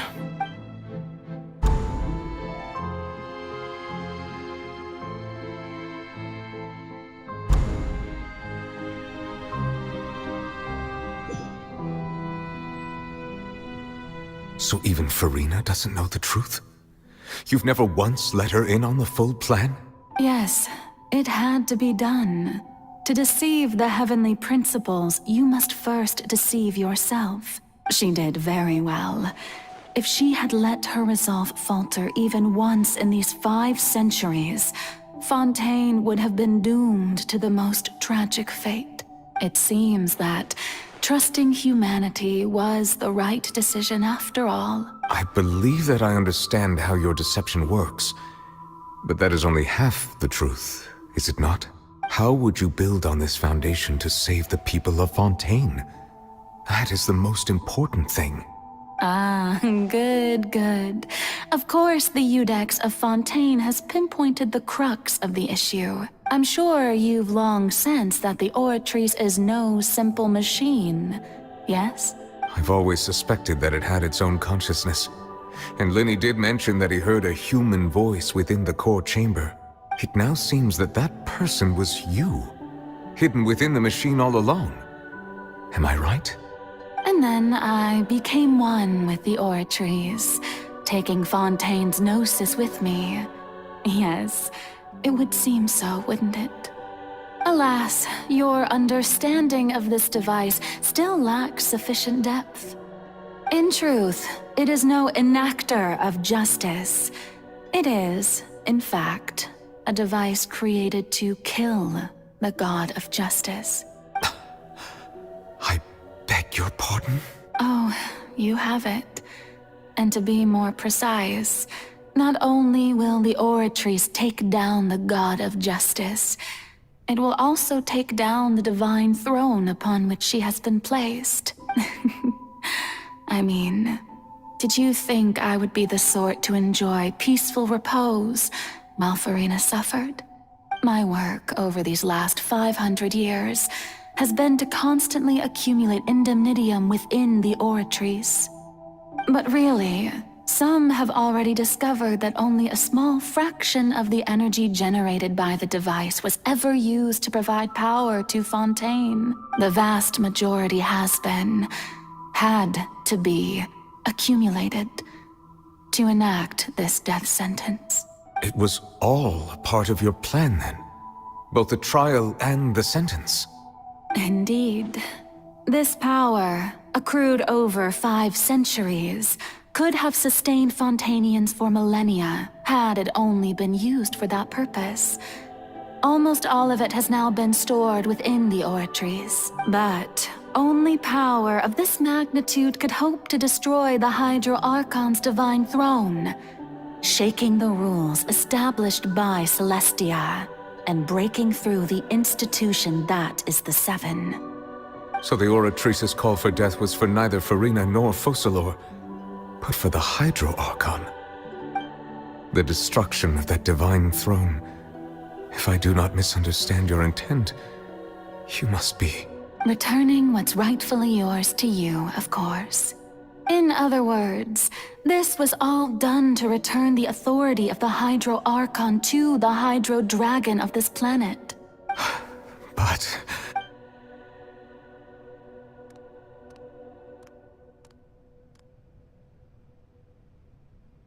Oh, what?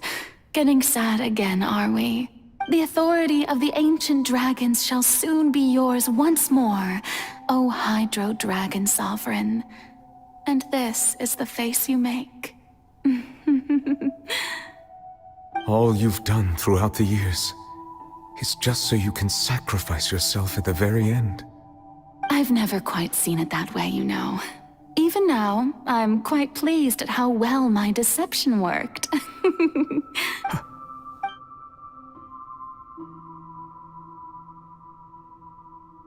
Hydro Dragon, don't cry.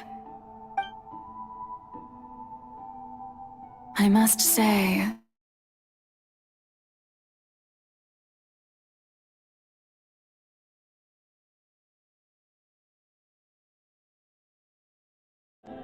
Egeria stole the power of the primordial sea, and the heavenly principles stole the power you ancient dragons possessed. I, for my part, am the god of justice. And is it not just that your original powers should be returned to you? Speaking of justice, I have always believed that justice lies in the process of pursuing human existence itself. So, if the theft of the primordial sea's might was Fontaine's original sin, then, leaving matters of procedural right and wrong aside, the descent of the Fontainians as humans and their right to exist in this world would be Fontaine's original justice. In other words, existence was Egeria's justice, and to me, justice is the continuation of that existence, defying the prophecy and ensuring that Fontaine's people shall live on. That should be the justice enthroned over all others. At this point, we, whether it be myself or all other Fontainians, have shouldered the burden of this sin for far too long.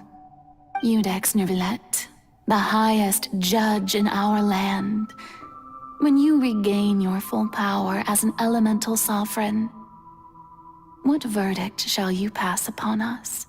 So when I was invited to the court of Fontaine to serve as Iudex, I see now that that was your idea too. At last, I now understand the true purpose behind this position. In the beginning, I was uninterested in human existence. But these 5 centuries of living alongside them have gradually brought about mutual understanding between us. And I have even attempted to feel as they feel. You are a devious one, Focalors. Things being as they are, surely you know that I could never declare them to be guilty.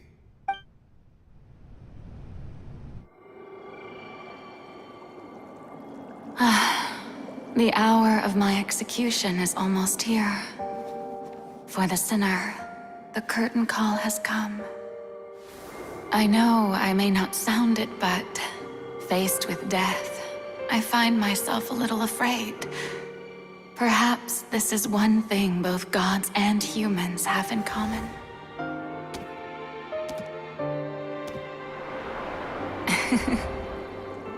Farewell, Nervalette. I hope you've enjoyed the part you played these 500 years.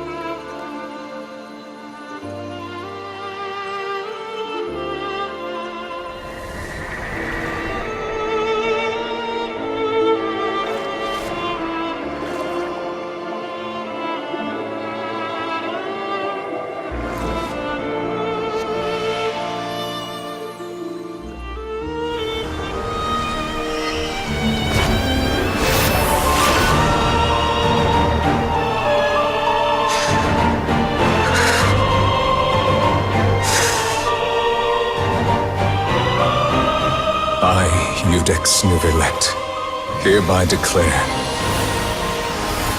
people of Fontaine, your sins are forgiven.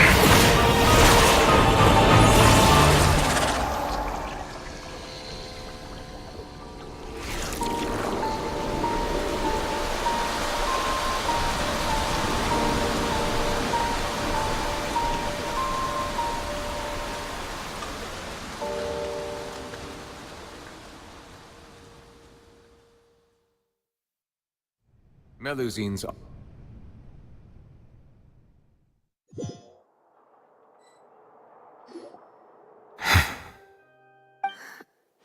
What just happened? Has the death sentence been carried out? Was that bright light some sort of misdirection? I have a feeling that something huge just happened. But since we're all still alive and haven't been dissolved, I assume whatever happened was good for us. It's time to end this. We must mete out punishment to that beast. But didn't you say just a moment ago that it can't be defeated? I have gained the strength sufficient to deal with it. Through certain means, I now have the ability to separate the power of the Primordial Sea from that creature. We should seize the opportunity to pursue our quarry.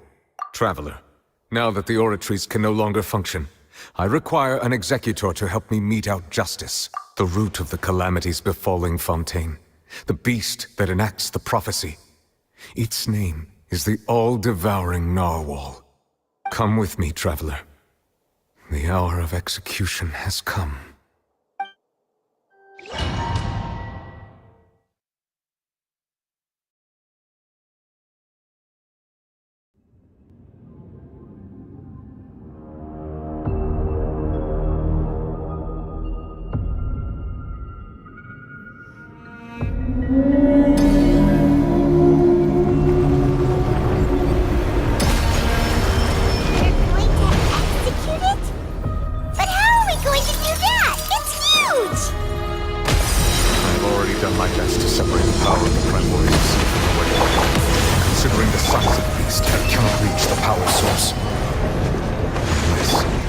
Find a way to attack it from within.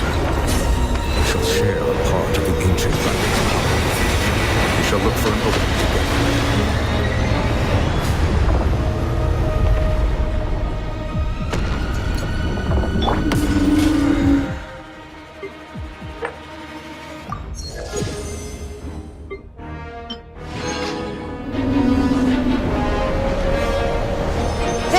escape! I can feel its sorrow turning into hostility.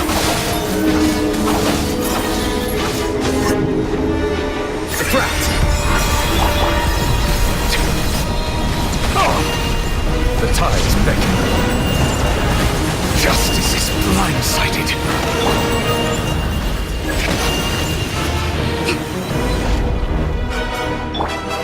Silence! The all-devouring narwhal cannot resist its instinct to devour. Continue to trigger its hostility, and the chance will present itself.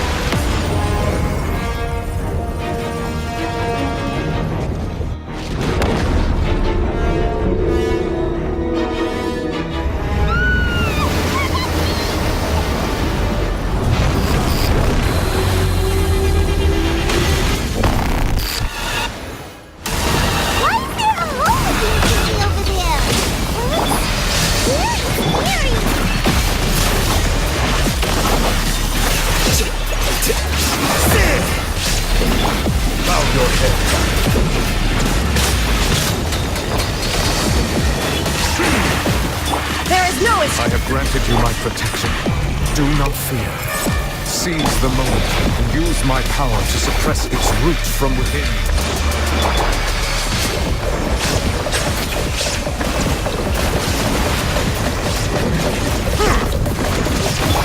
Here you are.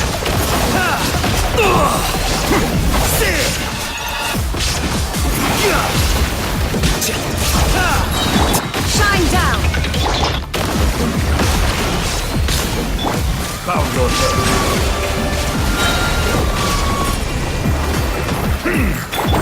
Quicker.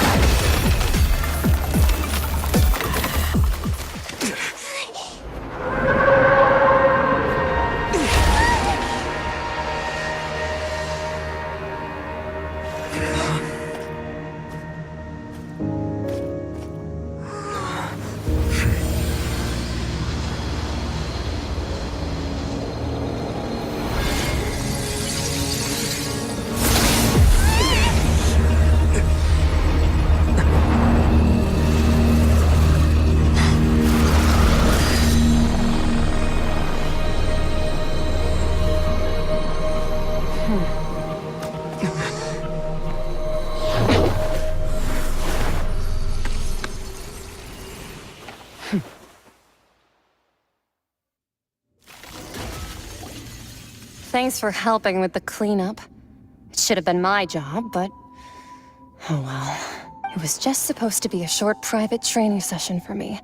I didn't think that my disciple and my master's pet would start brawling in the meantime. Well, actually, I had a feeling that it would happen at some point, but they bumped into one another earlier than I thought. What a blunder. I suppose I'll have to swing my sword 3 million times as penance. That power. Who are you exactly? Paimon has an idea. From what she said earlier, she must be Child's master. Skirk, right? It's just that he gave us the impression that she was the less talkative person. I simply did not have anything to say to the weak. But you, on the other hand, managed to defeat the all-devouring narwhal without using power from beyond this world. So you may speak to me as equals. I have to agree. It's a strange use of a planet's primordial waters just to raise an all-devouring narwhal. That kind of power is wasted on it. It's not cooperative. It eats too much. And I have more important things to do with my time than pet sitting. The only thing that creature has going for it is its looks. All in all, it fails as a pet. Miss Skirk? I think you might have missed the point. The point being? Well, being that this pet almost destroyed an entire nation. So what sort of person is your master? Well, Child's master's master. Wait, is that right? Oh, right. So you don't know him. His name is Sertologi. Huh? I am unfamiliar with that name. Huh. So Master isn't sufficiently famous. How should I describe him then? Have you heard of the name The Foul? The Foul? Still nothing? Well, how about The Visionary? Vetterfulnir, then? Or Gold Rhine-daughter? Ooh, that one we've heard! Rhine-daughter's part of the Hexen Circle. She's Albedo's mom, right?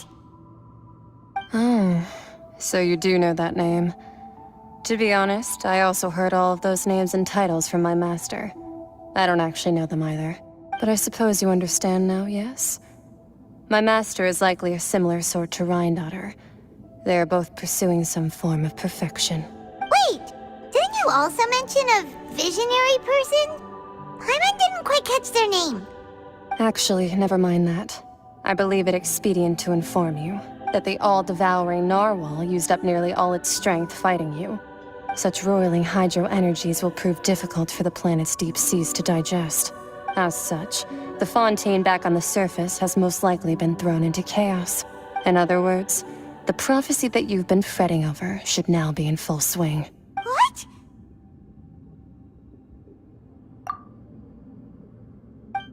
Not to worry.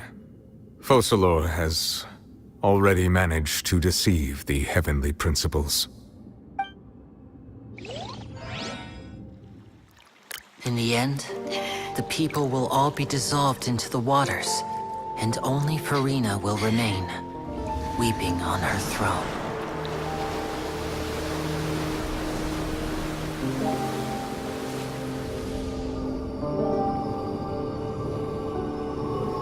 Only then will the sins of the people of Fontaine be washed away.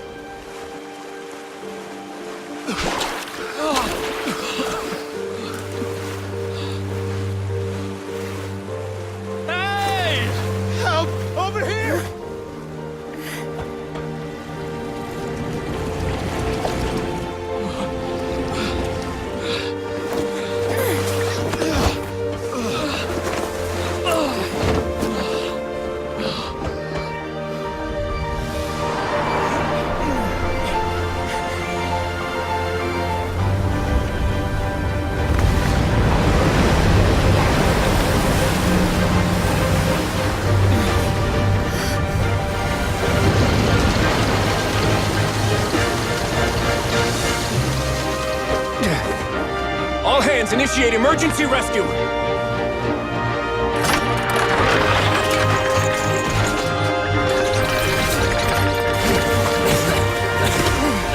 Hurry!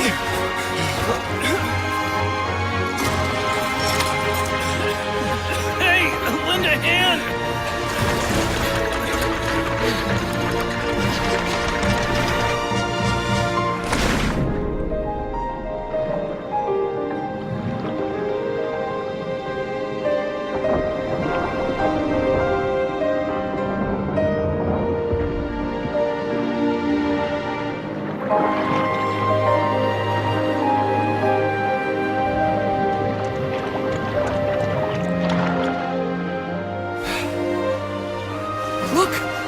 Receding!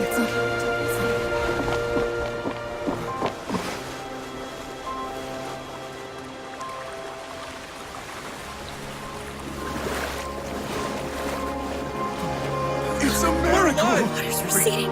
We didn't dissolve. The prophecy was wrong. The prophecy was wrong.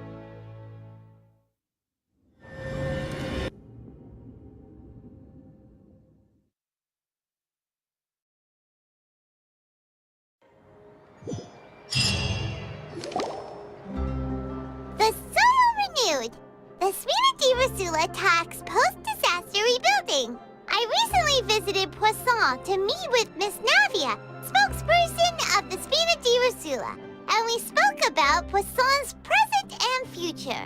Old soil can still give birth to new bloom, Miss Navia stated. Hope is like seeing a small cookie when you're starving late at night. You just need a little of it. Skyship Winglet, lunar brain of the Fontaine Research Institute. The various disputes that have arisen on account of Mr. Edwin have suddenly become a shield over the Institute, with Jurier turning out to be a once-overlooked hidden gem. People always call the first researcher mad, but few know what to call the second. And should that latter person achieve a miracle, they would find it all the harder to find a word with which to classify him and his team.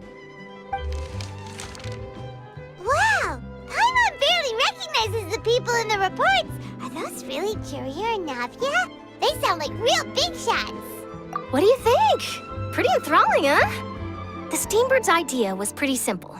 With the disaster just having passed, we would print a free edition packed to the margins with good news to calm people down. The value for these big scoops lies in their inevitable follow-ups. We'll publish further reports and go into the stories behind those people. Edwin's assistant, Jurier, created a true flying ship, while Navia is leading people in the reconstruction of their home. I'm sure that the— Paimon's curious too! Wait a minute. Didn't we watch everything happen from start to finish? What's there to be curious about? And that's exactly why I'd like you to come conduct interviews with me.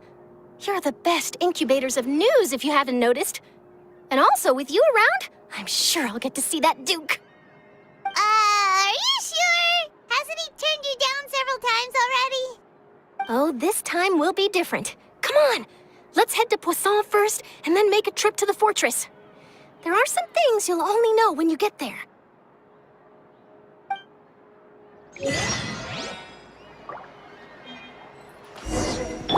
Hold the line!